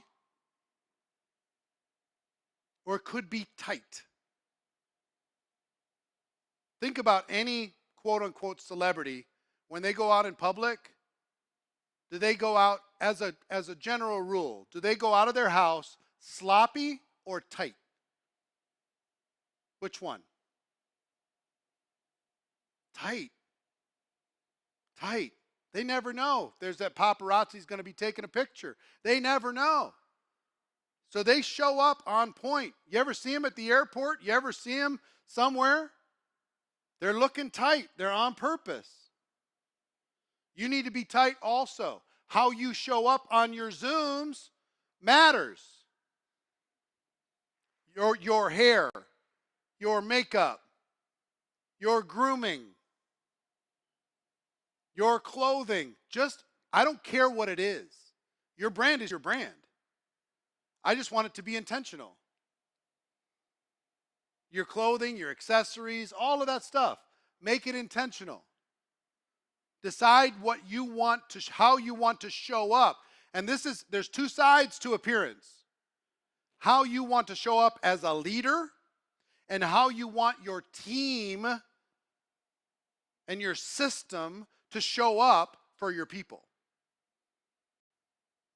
When they look at your team, does it inspire confidence? When they look at your system, when your page and your everything else, does it keep them inspired to do more? Or is it sloppy, last minute, not really thought about? Think about this. This is a big, big deal. How you show up. Do you have a logo for your team? Do you have a name? Do you have any slogans? Fourth pillar is your media. How does the brand that you have in your standards, what you're known for, right? Your energy and your appearance, does your media reflect your brand? What do I mean? The pink ladies are here. Yeah. What do I mean by does your media reflect your brand? Is it reflected on all platforms? Does your Facebook page reflect your brand? Do you have a logo for your name? Do you have a color scheme that you're going to build your team and your brand around? These are all thoughts that are important. And the biggest brands, think about fonts and color scheme and photos and photography, videography.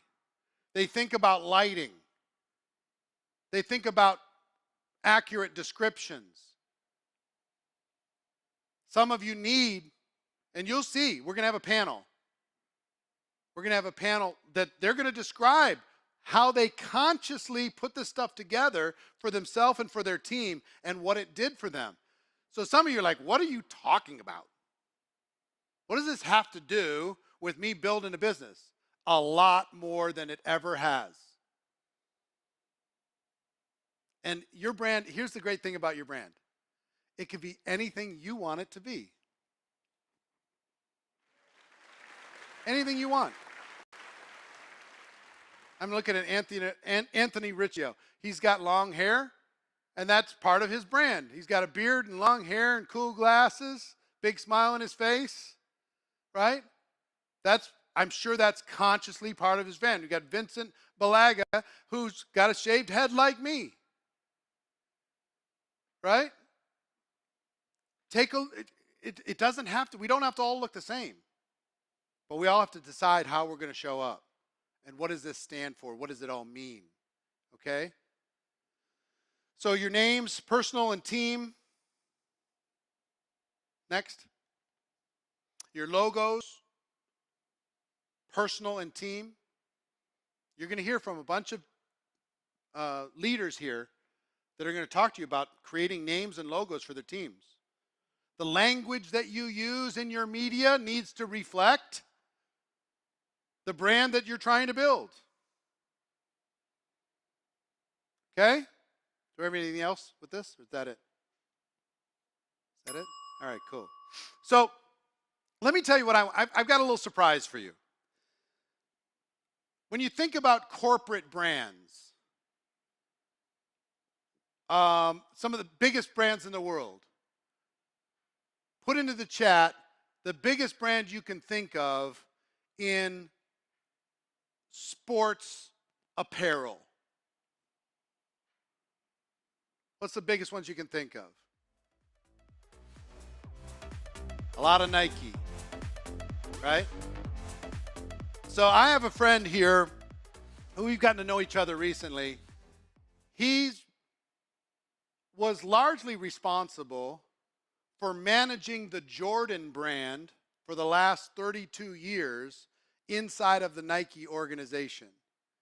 He knows a tremendous amount about branding, not only branding for Nike, but how that can impact and how you can make decisions on branding yourself. So he's going to come out here. We're going to have a conversation. Please welcome to the stage Gentry Humphrey. Come on out, Gentry. Hey, man. Yes. All right, man. Great to see you. Great to see you. You good? So, we can have chairs. What's up, everybody? Do we have chairs or no? Bring out a couple chairs for us. So, Gentry Humphrey while they're doing that, come on over here. All right. So look at those shoes. He's got fancy shoes. Gentry's responsible for, has to be, billions of dollars in sales. Yeah. Is that accurate? That's, Have a seat. That's quite accurate, especially over a 32-year career. Can we bring his mic up a bit? Yes. Over a 32-year career? Yeah, that usually comes with the territory. A lot of revenue that's attached to it. So, look,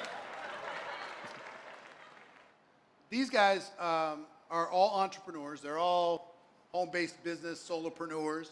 And I'm of the belief that building a brand as a person, which you've done as well, Yep. and you've helped Michael Jordan do, Yep. is a big deal in terms of marketability out in the market. You'll attract more people, more opportunities will show up, more people will respond to you and help you grow as an entrepreneur. So when you think about brand, what comes to mind? I think the first thing that comes into mind for me is you will not be successful in creating your brand if you truly don't understand the essence and you can't define what your brand is.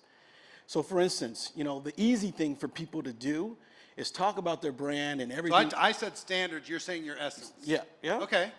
But it's what you're known for, right? Exactly. Okay. Exactly. The easy thing for people to do is talk about all of the great things that they do. But really, where the magic comes from is when you understand the opportunities that you have. You have to be able to define what it is that you're not doing to help you get to another place. Michael Jordan is a great example of that. One of the greatest athletes to play the game of basketball. In order to sustain that greatness, the first thing he'll tell you is I had to identify the weaknesses of my game and turn them into strengths. Once I'm able to turn those weaknesses into strengths, now my game is complete and I can sustain that excellence. The thing that you're doing here is phenomenal. You're giving folks an opportunity to understand what it's going to take for them to build their own brands. And that knowledge, you've got to absorb that knowledge. The collective genius that they get from multiple people to help create that greatness is truly important. So let me think about it this way. How many meetings you had to be sitting in thinking about little things, like the color, details. Detail. How detailed did you need to be in order to be able to kind of build a sustained brand over time? Oh, it's everything. And how closely did you guard against people trying to change that? All the time. All the time. If you understand what your brand ethos is, and you live and die by what your brand ethos is, and you're able to connect with consumers who start to appreciate and respect your brand ethos, you have to be able to get into the details. And that's every little thing that you do. I heard you talk about how you dress, how you perform, how you look. All that is a part of your brand ethos. And if in this world today, especially the digital world that we live in, consumers have opportunities to connect with anybody. You can't fool them. They're discerning.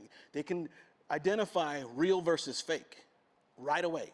And so the devil is in the details. When you have those details and you address those details, that's how you gain credibility and respect amongst that audience that you're targeting. When you think about like logos, colors, and those types of things, how much time did you spend on that, and how much time would you recommend these people spend on figuring out what are the things that are going to represent them, like the flying Michael Jordan as a logo was important. Yes. Right. Yes, the colors are important. Yes. Like you've got the hat with the flying thing. Yeah. That's the deal. Or the Nike swoosh, the famous swoosh. Is important.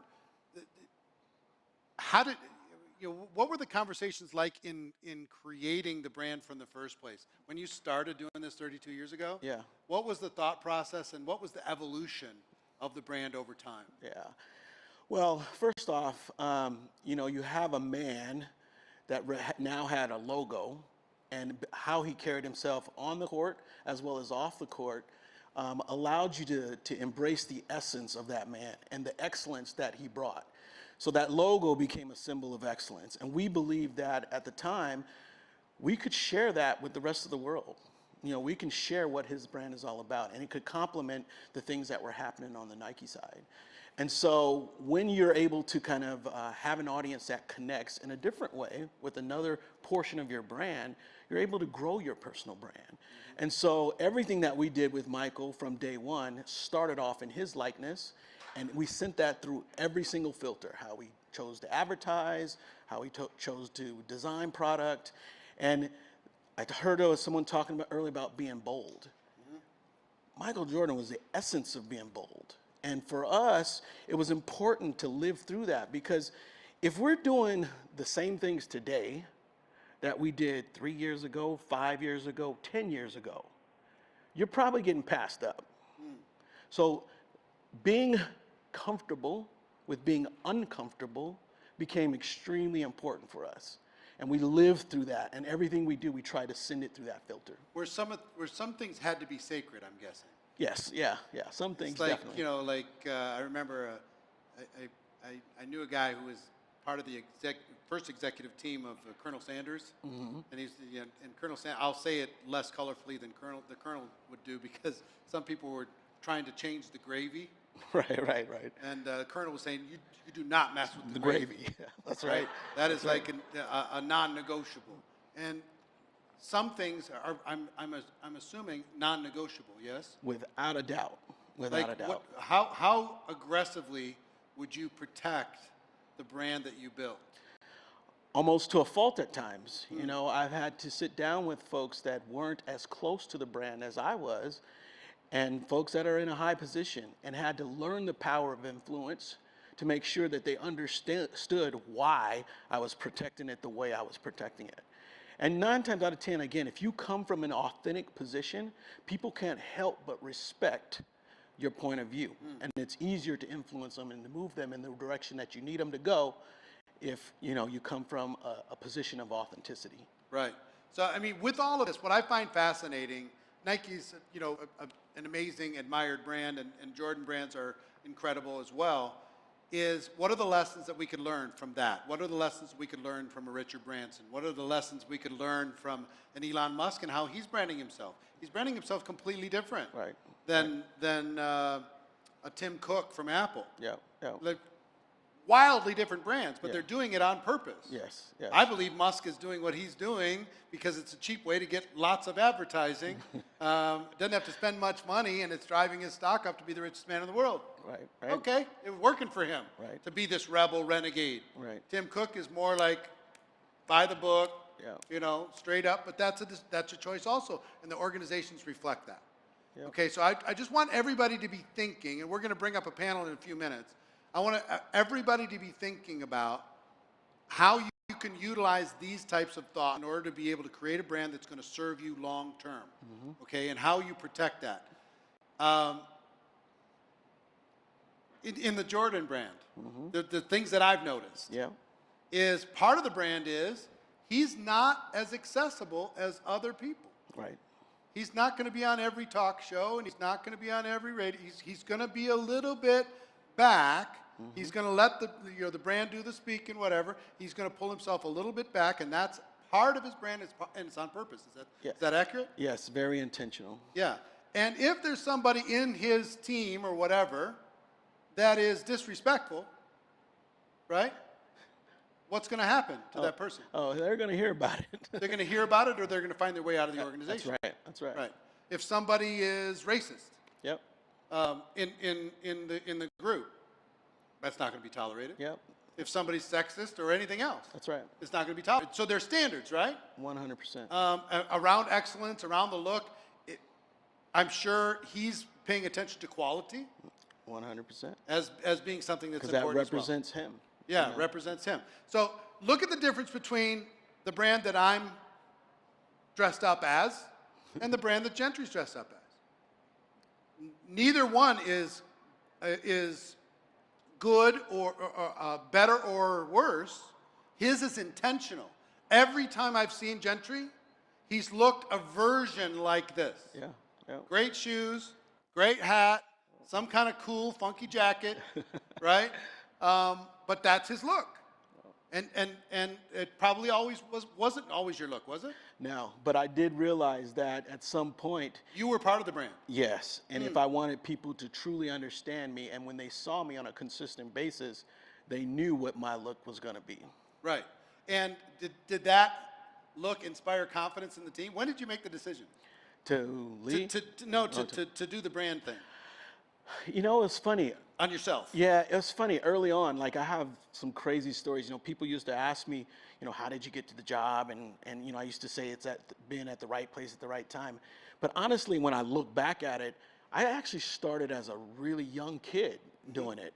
I mean, my mom told me at 5 years old, before I went to elementary school, each night I'd lay out 3 different outfits. I had a GQ outfit that I wanted to be the sharpest kid in class. I had a sport outfit because I love sport. And for whatever reason, I love cowboys, and I had a cowboy outfit. So, but it started off early, you know, and I knew that I had to brand myself then. Yeah. So Not subconsciously, that was. in your business, you're working with the Jordan Yep. organization. Yep. Did you make a conscious shift Oh, in yeah, your for sure. clothing stuff? How long into the journey did you Oh, it do was that? right away because you want people to. Because you were representing. That's right. Like, So has it always kind of been this? no, it evolved a little bit. Tell me where it started, where it came. It started off way more hip hop-ish. Yeah. But as I started to mature, I had to kind of create my own style, like incorporate a little bit of hip hop flavor, but yet become a little bit more sophisticated. So, but early on, I mean, if you want people to respect what you do and appreciate the things that you do, you have to, and especially with what we do, there's a look that has to go. Like, not everybody can pull off some of the things that we do. Yeah.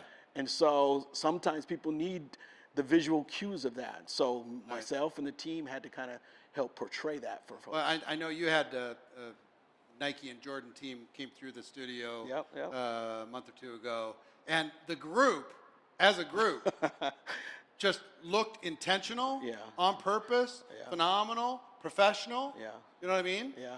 So make sure that whatever it is, and energetically, same thing. Professional, on point, wanting to make sure that the job got done right. Yep. Wanting to make sure that the brand is protected, all that stuff. It was in the language, it was in the energy, it was in the questions, it was in the appearance, it was in all of that stuff. Yep. So look, I appreciate you. I knew this was the last second thing. Oh, no worries. Coming in and offering some tips as far as what you can do. Ladies and gentlemen, would you show some hands and give some love to Gentry Humphrey? Would you do it? Appreciate it. Thanks, man. Good to see you. I appreciate you. Keep it up. Thanks, man. All right. So we're going to bring out a brand panel now, and we're going to have some top leaders talk about how they built their brand. How many people have some good ideas already about what changes you're going to make to your brand? Let me see some hands if you got some changes. Anything? Nothing? Nicholas, you got nothing? No changes? All right. Your brand's tight. It's good. Everything's good? All right. Cool. All right. So, great. We've got some top leaders who we're going to have come out here, and we're going to have a discussion together. So somebody throw up the list so I can remember who's coming out. Somewhere. Somebody have that for me? All right. Please welcome to the stage Mr. Ashton Hendry, Amber Smart, Alex Morton, Natalie Nicole Smith, it's virtual, Emily Vavra, and Stormy Wellington. She's also virtual. Come on out, everybody. Hello. What's up? I didn't know you were going to be here. Hey, how are you? Hey, Stormy. How you doing? All right, so we got our little round table here, our branding round table, and look at these fancy people. Looking great, looking sharp. I'm going to start with Emily. Emily, your brand has changed a lot. Since when did we get to know each other? 8 years ago. 8 years ago. We need the mics on in here so they can hear the mics on in here. Can you say it again? 8 years ago. Keep talking. I think I was like Go through 20. the alphabet. A, I was B, C, D, 24, E, F, G. 25. There we go. There I can hear Yeah. you. All right, 24, 25. So 8 years ago, right? And what do you think? What would you say your brand was then? Excited. Just excited. I mean, I just was like excited about the opportunity. I didn't really have a marketing background, so I didn't really know what I was doing. I just was posting products, Yeah. posting the opportunity. I was just on fire. Just excited. Just excited, And look, yeah. be willing to be messy. Yeah. Be willing to get out there. I just did it. Figure it out as you go. Yeah. But in the last couple years, I've noticed an intentional shift. And that intentional shift in you was to take your brand a little bit more seriously. What are some of the things that you did branding-wise that made the biggest difference? Yeah, it's just the mindset shift with it. I mean, I really, really believe that marketing yourself is a part of your business, and so I treat social media like a job. It's a branch of my current network marketing business.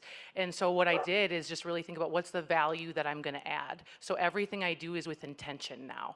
Right? Like I may sprinkle in some random stuff throughout the day, but I know, okay, I'm going to add value to my audience. Who is my audience? Who's the girl that I'm talking to? But there's a look, right? There's a look. There's a look, there's an intention, there's language that's kind of consistent. You're kind of becoming known. Yeah. You came up with a "It's Emily" thing. Yeah, because I get on Facebook Live all the time. I'm like, it's Emily. Yeah, it's Emily. All right, then off you would go. So I just really looked at it and I took a piece of paper and I'm like, what am I passionate about? Right. You know, what message do I want to bring to the world? What am I about? Yep. And I brain dumped all of it down a line and I'm like, okay, this is my message. That I need to craft videos around this, imagery around this. And, you know, I'm really in love with it. And that's one of the key things. I think a lot of people get involved and they try to be Alex Morton. They try to be Amber, right? They try to be everybody else and then it doesn't feel right. So for a while when I was trying to, you know, I was growing up into a woman in this profession, I was trying to do all these other things. I'm like, this doesn't feel right. Right. So once I did the actual brain dump, it felt right. So your standards got solid. Yes. Your energy got aligned. It's fun. The appearance became part of that whole thing, and it expressed itself in all the brands. Yeah. What was the biggest difference when it came to recruiting and growth in your business when you were intentional about your brand? I started to attract a way higher caliber person. Yeah. Because I was showing up differently. Right. Right? And so people that came into my business, into my life were just next level. Because I was showing up next level. And did your team respond at a higher level? Yes. When you did? Yeah. Now they're all showing up. Some Yep. of them are better at social media than me, which is exactly what I want. Right. All right. Let me go to Stormy because Stormy Wellington was going to be here, but she's literally in the middle of filming it's Lifetime, yeah? Is that right? A Lifetime. Oh, sorry. I'm not supposed to say? Oh, no. Oh, I'm sorry. Forget you just heard that, but she's filming a television show that's going to be coming out this next year, and they're in the middle of it, so she wasn't able to be here at last minute, but she's connected. Stormy, how you doing? You know what? I am doing really amazing. I'm sorry that I can't be there, but everything that's happening right now that's obstructing me from being there is going to change the world in the future. So I'm really excited about it. So talk to us about how important is brand? How important is that as you're growing your business? Can I tell you, your brand is everything. People buy you before they buy the business. And that's why I tell people, my whole philosophy is to build the people will build the business. And what I find with a lot of people is that they try to emulate somebody else's brand when people love authenticity. And so I believe that not only should you build a brand, but you should build an authentic brand that's who you really are authentically. Yeah, so what I've noticed with you, and it's been really interesting, I've noticed it with all of you, on different levels, different styles. Ashton's style's very quiet. I would say person to person. He's kind of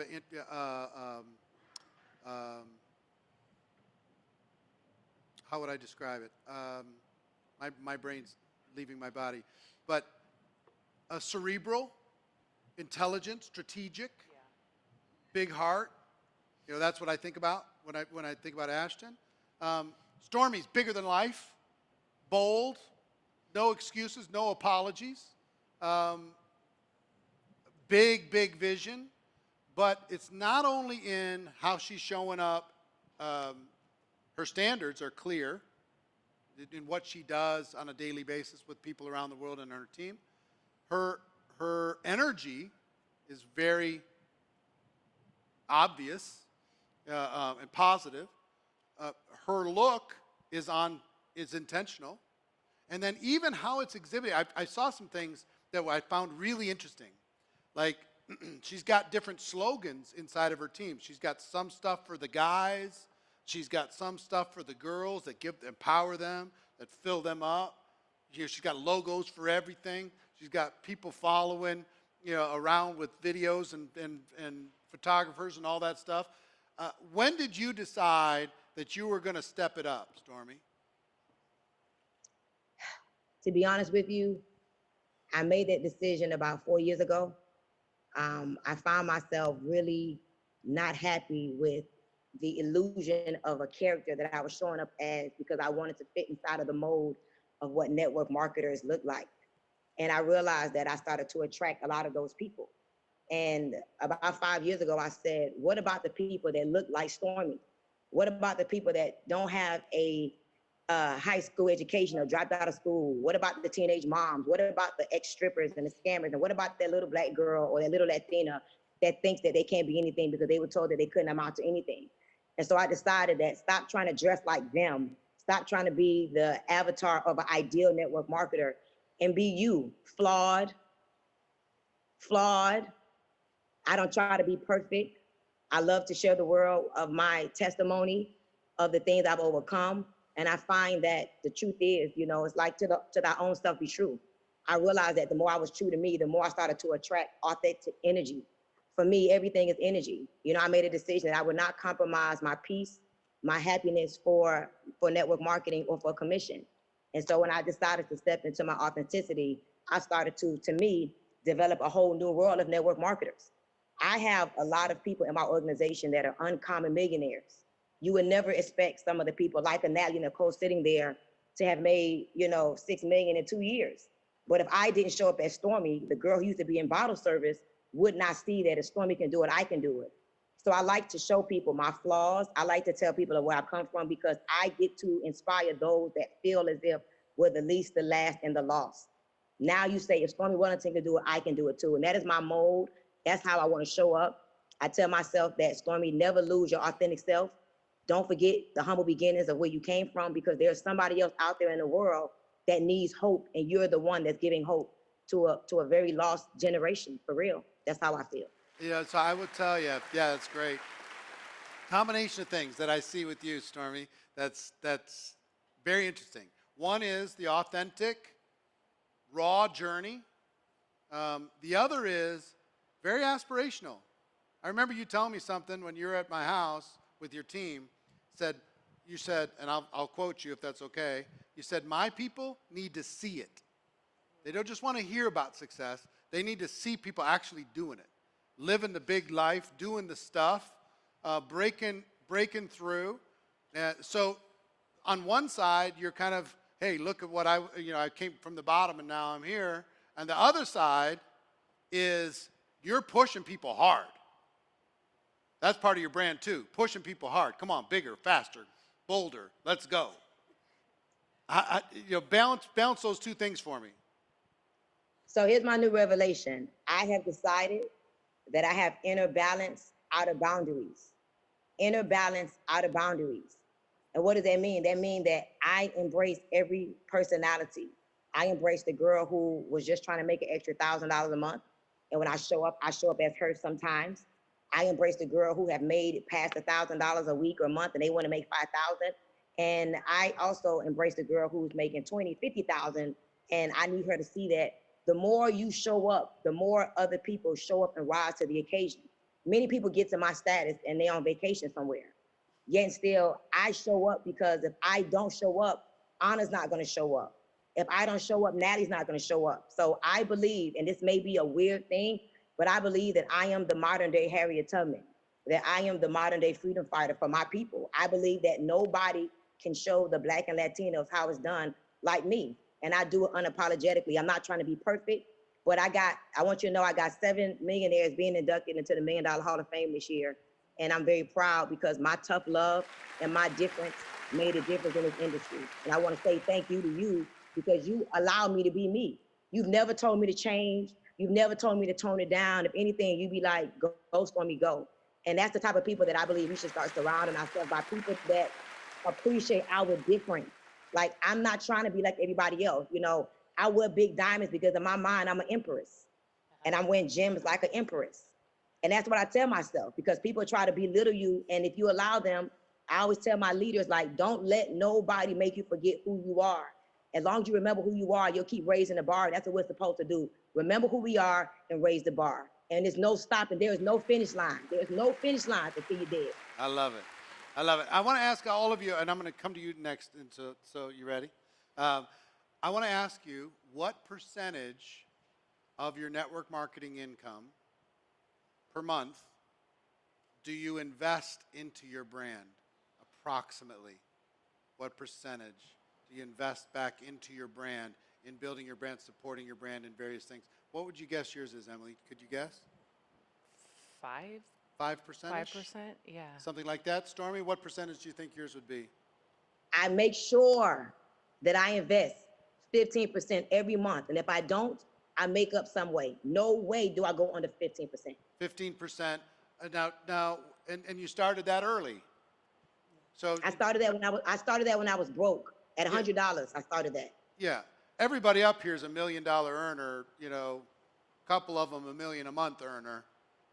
So we're talking about big investments. But guess where they started?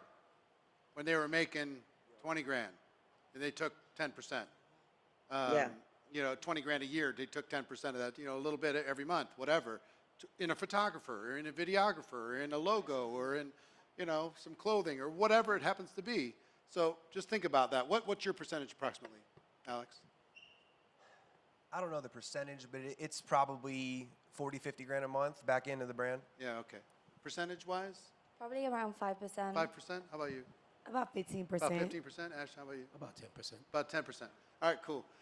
So Amber, we were in rehearsal yesterday, and Amber says, and she's being inducted in the $1 Million Hall of Fame, so give her a big round of applause. Come on, everybody. Thank you. So she's being inducted later on today, and she says, why did you put me on the branding group?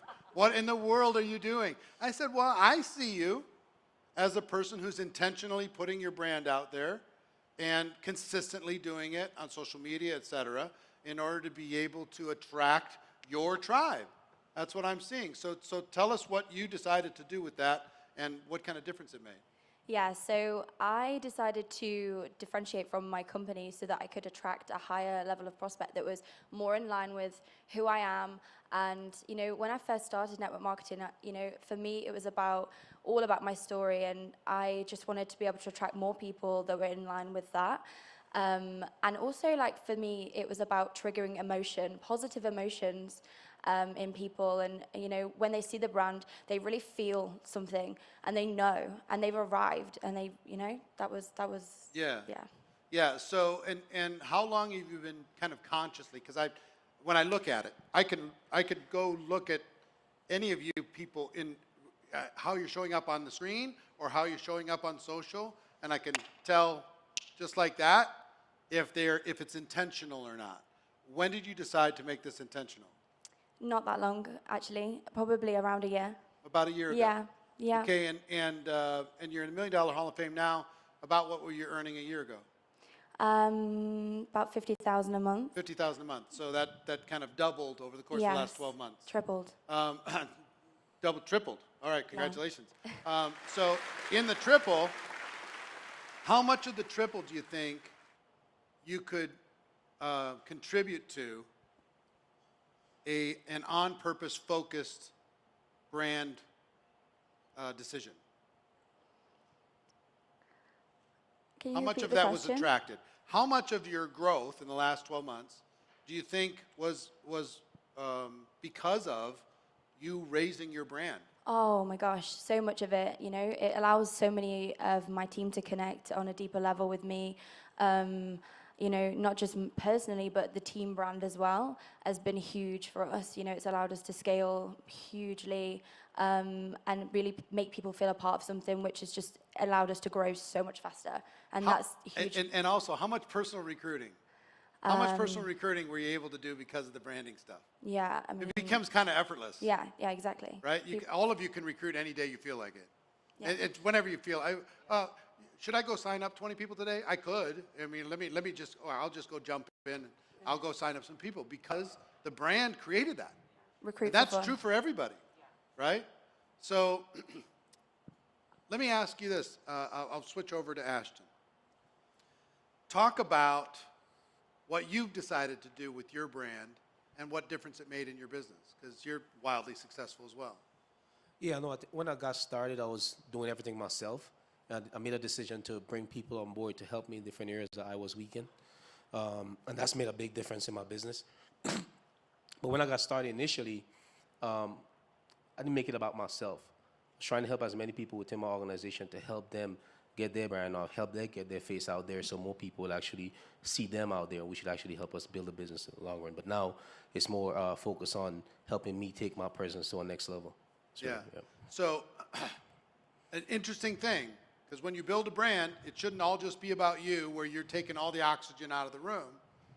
You should build a brand that's inclusive of other leaders, that's helpful with their egos, because if you build a brand that excludes a potential great leader, they'll find their way out of your organization because they're going to need to have their own sunlight, right?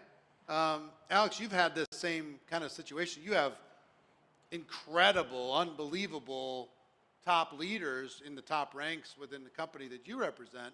How did your brand, when I think of your brand, it's tight. It's just tight. Everything's tight, it's sharp, it's good, it's clean, it's great content, right? Looks great, Thank you. You're welcome, you're welcome. But also, it doesn't exclude any of your leaders. So how did you pull that off? You include them. I learned early on, my first company, when you make it all about yourself, I learned that people don't want to follow an egomaniac, me show. It's obviously the we show, right? And when you make the switch from me to we, not only will you turn your yearly income into your monthly income, but you feel better about yourself. So with the brand, we is part of the brand. We is part of the brand. Yeah. When you got the highest paid, what we're gonna do. Here's what we're going to accomplish. Right. It's not like look at me. Yeah. And part of it is look at me for inspiration, because I'm one of the things that I know is part of your brand is you work your ass off. You're on the road. You are up until COVID pounding. lockdown. It was a plane every 2 days. I know, and you pivoted. You adapted quickly, and you pivoted to using technology in order to be able to reach people as quick as possible. But I see you're still back out there as best you can, doing the stuff you need. That's part of the brand too, is an example. Many of you, a big piece of your brand, I know, because that's why you're on this panel, is the example. Every day. It's like how you present yourself is a living, breathing documentary. Watch me. Yep. Don't just listen to me. Watch me. Watch what I'm doing, right? The amount of people you've all recruited as a part of that process is just outrageous, crazy. Stormy's recruited, 6,000 people or some outrageous number. You guys have all recruited huge amounts of people in doing that. But the work ethic. How did you figure out a way to? You said include them, make it about we, but still, being the big dog. We'll get a partnership. The top, Yvonne, David, and myself, it's a partnership. Yeah. 'Cause we all look different and we're all at the same, pretty much level. So Right. we make it's always a we thing. But that's why it's worked for so long. But how about like the second level and the third level and fourth level? Are They're you mentoring them? Next up. We help them get going. People reach out to me, hey, at what income should I hire a videographer? At what income should I maybe make a logo? I saw you on Grant's show in 2014. How did that happen, right? So I think as, top leaders, we got to give people the keys to the kingdom. Right. And help them rise and become bigger than us, right? You start in the back of the room. You want to get to the front of the room. Right. But somebody told me a long time ago, you want to get back to the back of the room, and your whole group is in the front on stage, and you're just in the back. I kind of agree, I kind of agree and I kind of don't. Okay. And I'll just give Yeah. you my 2 cents Yeah. because it sounds good. You know, fight to get to the front of the room and then get to the back of the room. But you still got to be in the front. Yes, yes. I still think no matter how many leaders you have on the team, they still need you. Yeah. They still need to see you. They still need to hear you. Some people think, well, I'm just going to do this and I'm going to sit in the back seat. And I'm going to go away and they don't need me. And, you know, I don't ever need to speak and they don't need to hear my vision or any of that stuff. No. I think that's a mistake. It is. It is. Some people want to, you know, I'm just going to be a ghost. I'm going to be a legend. I'm going to be, you know, unreachable, and you know, nobody's No. going to know my name. You know, I want nobody to know my name in 5 years, and I'm making all this money. I think it's a huge mistake, personally. Personally, I think, you know, the team needs you. You'll always be needed on some level, but you don't need to take all the oxygen from the top leaders as you're building your brand.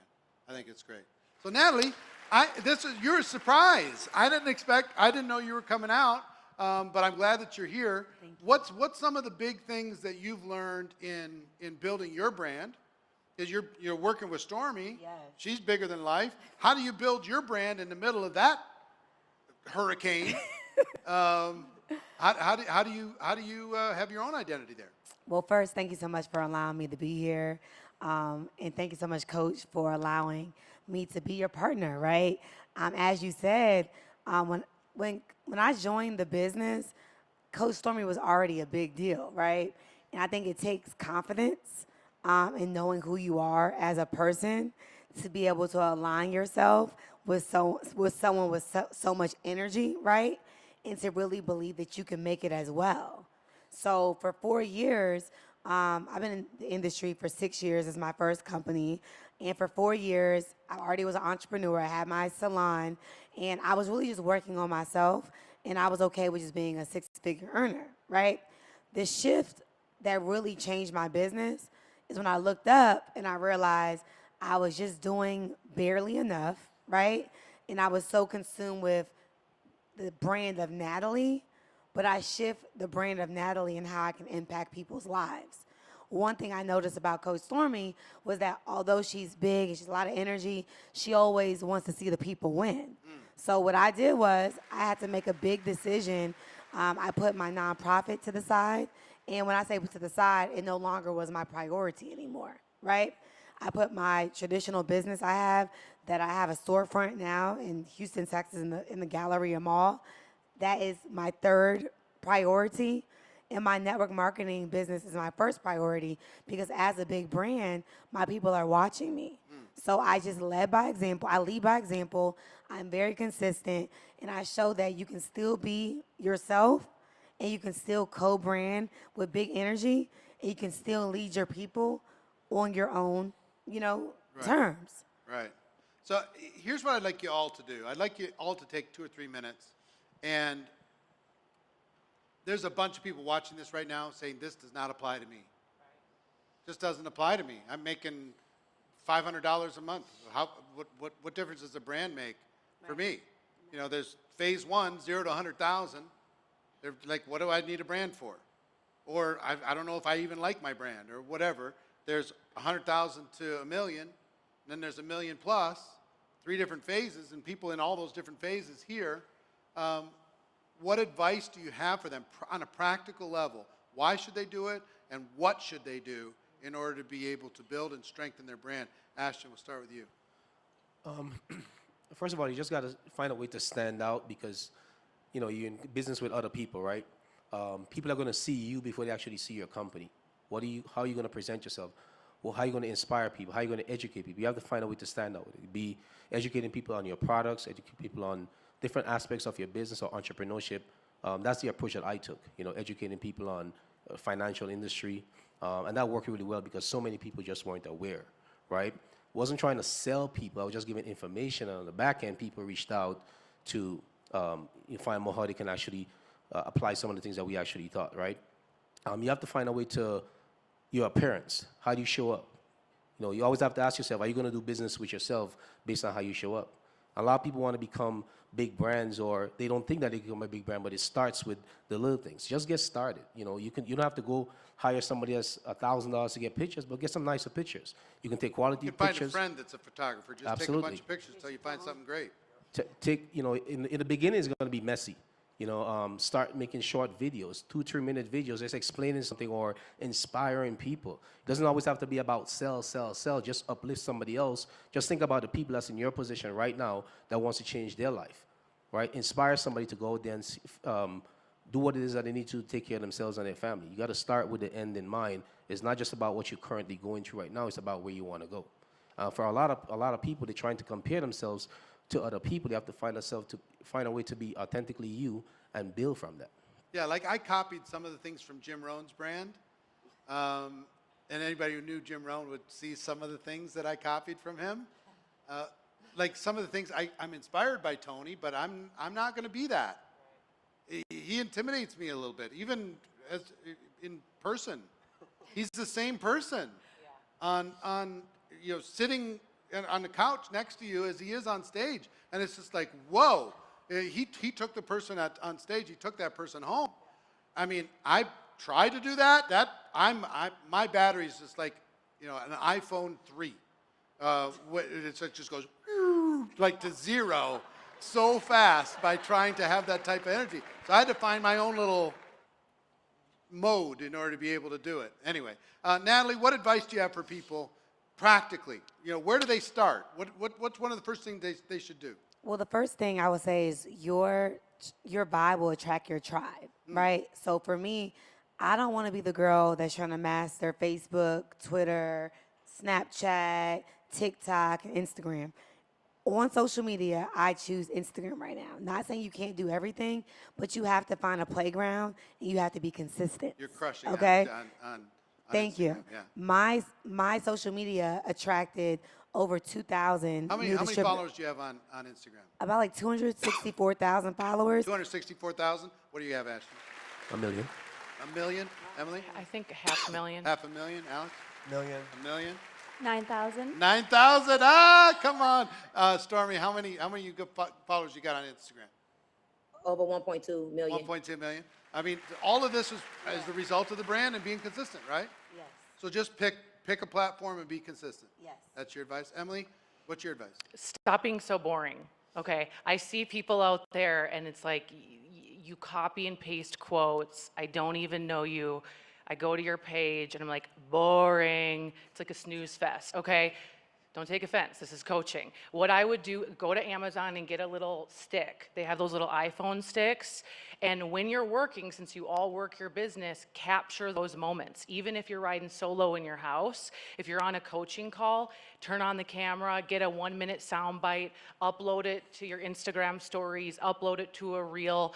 So when you're working, there should be many moments throughout the day where you can capture content if you're actually doing the work. Okay, so if your company's like, hey, we launched a new product, we want you to do in-homes, or I don't know, they have an event they want you to promote to, you need to show that you're doing that, okay? There was a moment where we started doing in-homes again, getting that intimate connection, and I'm like, I don't need to do a freaking in-home, okay? But I'm doing them. And I'm showing people I'm doing them. And we're spicing it up and making it great. And we're showing the culture and the community, which everyone is looking for, the culture and community. So I would showcase throughout the day. And again, maybe, you know, the other day I was doing an interview and I had a nice blazer on, but I had sweatpants on the bottom.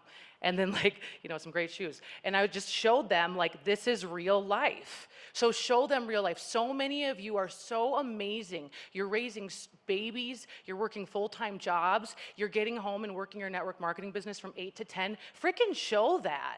Show that you're working your side hustle. So have a mixture of it. So again, go on Amazon, get the little iPhone thing, showcase everything. If you sell products, be a product of the product. If you sell services, you know, showcase that, showcase testimonies. And if you're like, I still don't know what to do, I would just map out the week and have a day, a theme for every day. Transformation Tuesday, Wellness Wednesday, Freedom Friday, and then post that. And I would also tell you, copy what other people are doing. If you struggle with creativity, raise your hands if you struggle trying to think of a good idea. you struggle with creativity, just go look at what's trending on TikTok. Go look at the people you admire on Instagram. See what they're doing. Like Alex does a post that he does on Instagram, I think every day, that says, you know, I'm going to do this thing in 3 minutes. Yep.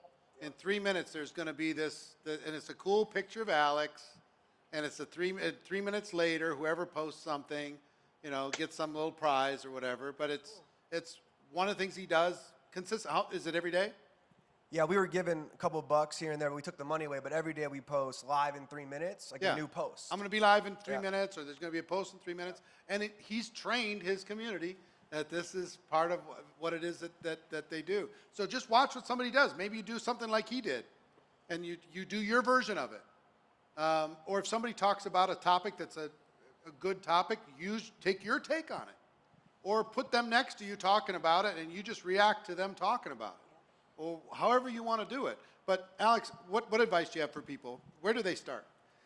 Well, they got to start. You know, every journey of 1,000 miles begins with one single step. And you know, I was posting videos on Facebook in 2011, and my mom would like it, my dad would like it, my sister would comment, and that was it. You know, now fast forward 2021, a lot has obviously changed. But if you're watching this, whether you're making $500 a month or $5,000 a day, you got to start. You got to be authentic. You got to really put the people first and just be consistent. I think it's the biggest thing in this business is people have got to learn to post every day. You know, maybe take one day off, right? But at least 6 days a week, you got to be giving value. You got to be authentic. And like you said, take from other people. You know, and let me jump in for just 1 second. Yeah. Yes, a lot of this is about social. But I promise you, all these people, the way they show up in real life is also on purpose. It might not be as fancy as this, but it's as on purpose as this. I mean, it is intentional. Those sweatpants are intentional. Oh, yeah. Those sneakers are intentional. You know what I mean? Even if they're getting their hair done or whatever, that's intentional. It's all intentional. So it's not, I want you to know, I want you to show up in the world intentionally, not just on social. When you go to the grocery store, people say, who is that? When you go to the mall, people should say, who are you? And what do you do? Yep. It's got to transition from the digital world into the physical. And then everyone just got to understand that we're living in the best time ever, opportunity-wise, to build a brand and capitalize on the digital era. This is literally, there's beachfront property. Every one of you, it would sound egotistical to talk about 10 years ago, that all of you could be a profitable brand. But you all can in our profession. Your brand should make you money. Your brand should bring you recruits. Your brand should cause your team to take more action. And that's our job as a leader, is to cause our team to take more action. So Amber, what advice do you have for people? So first thing I would say is you have to have clarity on what your brand is and who you are, and make a step to actually just brain dump everything out onto a piece of paper. You know, when I first started, I used to find this so overwhelming. I was like, am I the mom? Am I the young girl? Who am I? Like, who am I talking to? Really figure out who you want to be known as. What do you want to be known for? And it's going to make it a lot easier to show up. I would say that for start. Then have certainty within that. You know, it's so important. People feel that from you.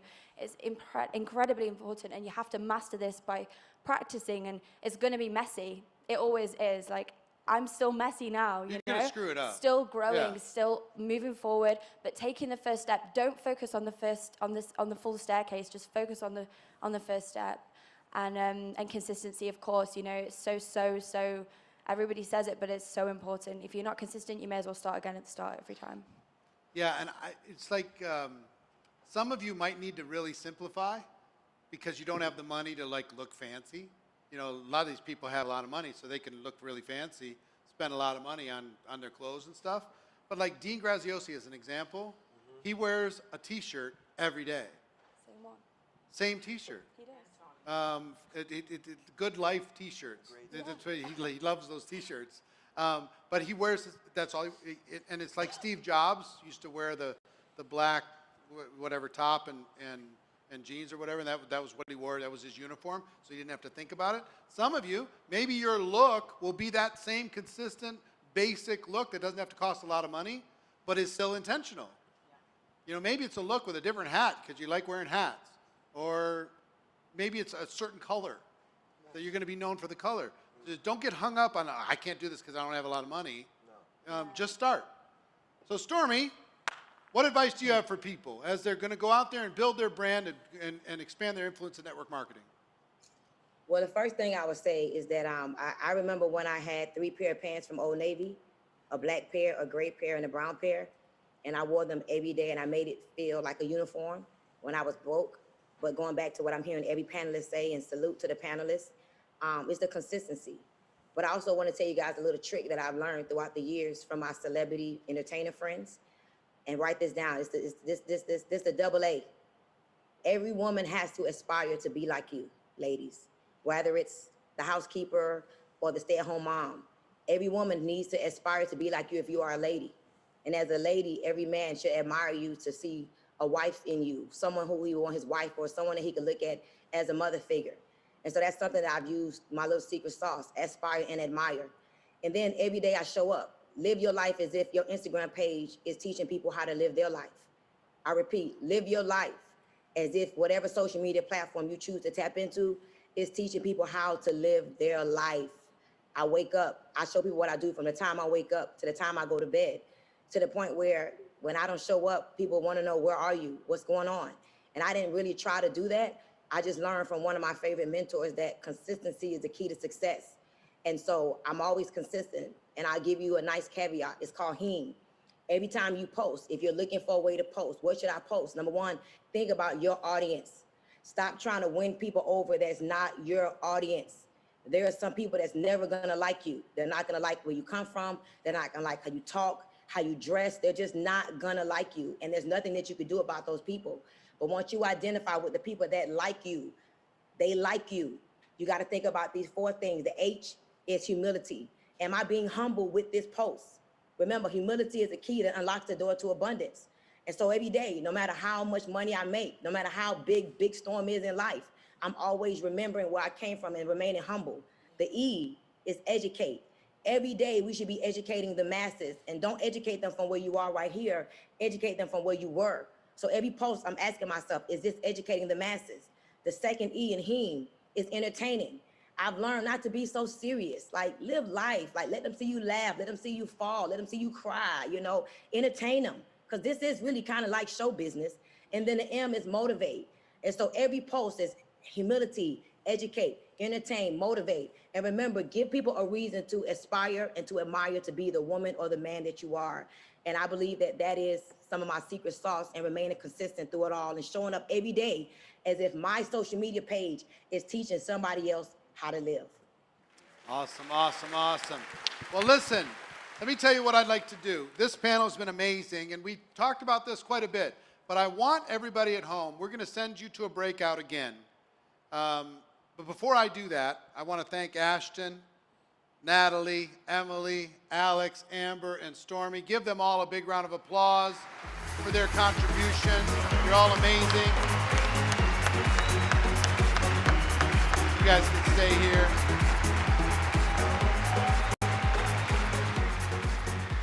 So here's the question. You guys just stay here for a moment. Here's the question.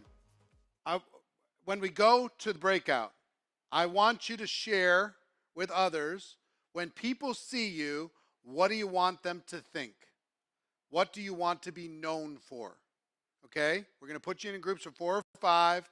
Countdown timer for 12 minutes. This time, the longest haired person in the group is the timekeeper, and the shortest hair goes first. I'd go first if I was in your group, probably. Other rules are the same. Everybody gets 2 minutes, equal share, equal voice. 60-second timer is going to be a warning. Wrap up the conversation. You don't need to do anything.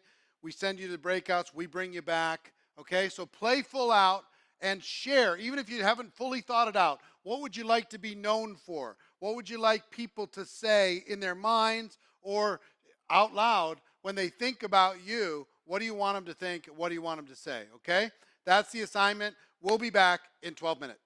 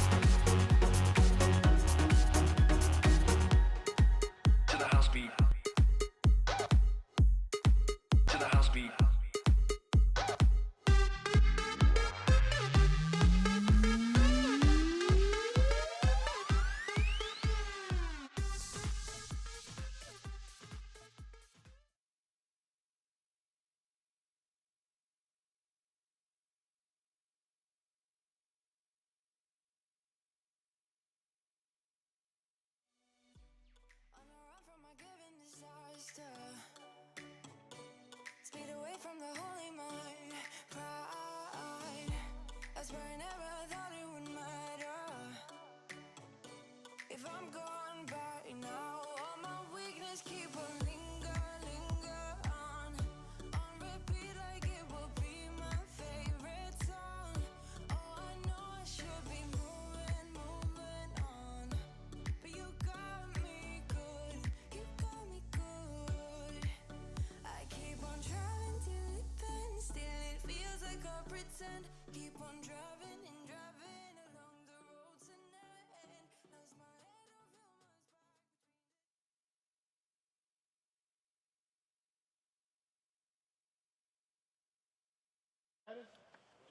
We good? Come here, man. You can't be hiding. Are we live? Yeah. Stand by. Microphones are hot. Stand by. Okay. Let me know when he needs to go. La la la la la. You should get a picture. Okay, Facebook people, this is it.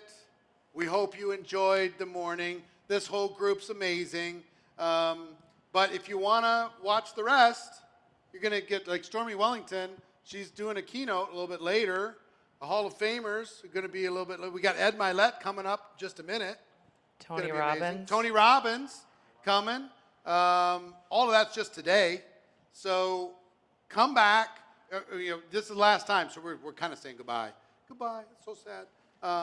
But if you're watching, you should go to forget all that. Go to GoPro2021.com, get a ticket, and join us for the rest of this event. It's epic, it's amazing, and these people, all you're going to hear from is $1 million earners and crushers. So you guys tell them why they need to do it. Go, you tell them. Invest in yourself. Get your ticket. I mean, if you're not moved by what you've already heard this morning, I don't know what's wrong with you. You need to just go get your ticket, get the upgrade. This will be a weekend that will change your life. Trust me, you go to Starbucks, you go to Target, you spend the money anyway. Spend it on your mindset, and I promise you it will be worth it. Natalie, how about you? One decision of just showing up will change your life. I remember when I came to my first GoPro event, I did not know what I was walking into, but I got the information I needed to be able to excel, and now I'm a multi-million-dollar earner in this company. So imagine getting your ticket, showing up, applying the information, and your life really changing in 2022. Ashton. Your family is depending on you to showing up. So guys, make a decision, get started. Go ahead and click that link, get that ticket, because you need this for your family. You need to become a bigger version of yourself to be able to take yourself to the next level. That starts with the education that you're going to put in your mind to help you attract the right set of people to you to build amazing business here in the network marketing space. Get that ticket. Amber. For me, this is only my second GoPro. Last year was my first one. So in that time, I've managed to elevate so much more. Thanks for the skills that I have received, the vision that it gave me. You need to get your ticket so you can surround yourself with higher energy and elevate your mindset, your business, and your bank account.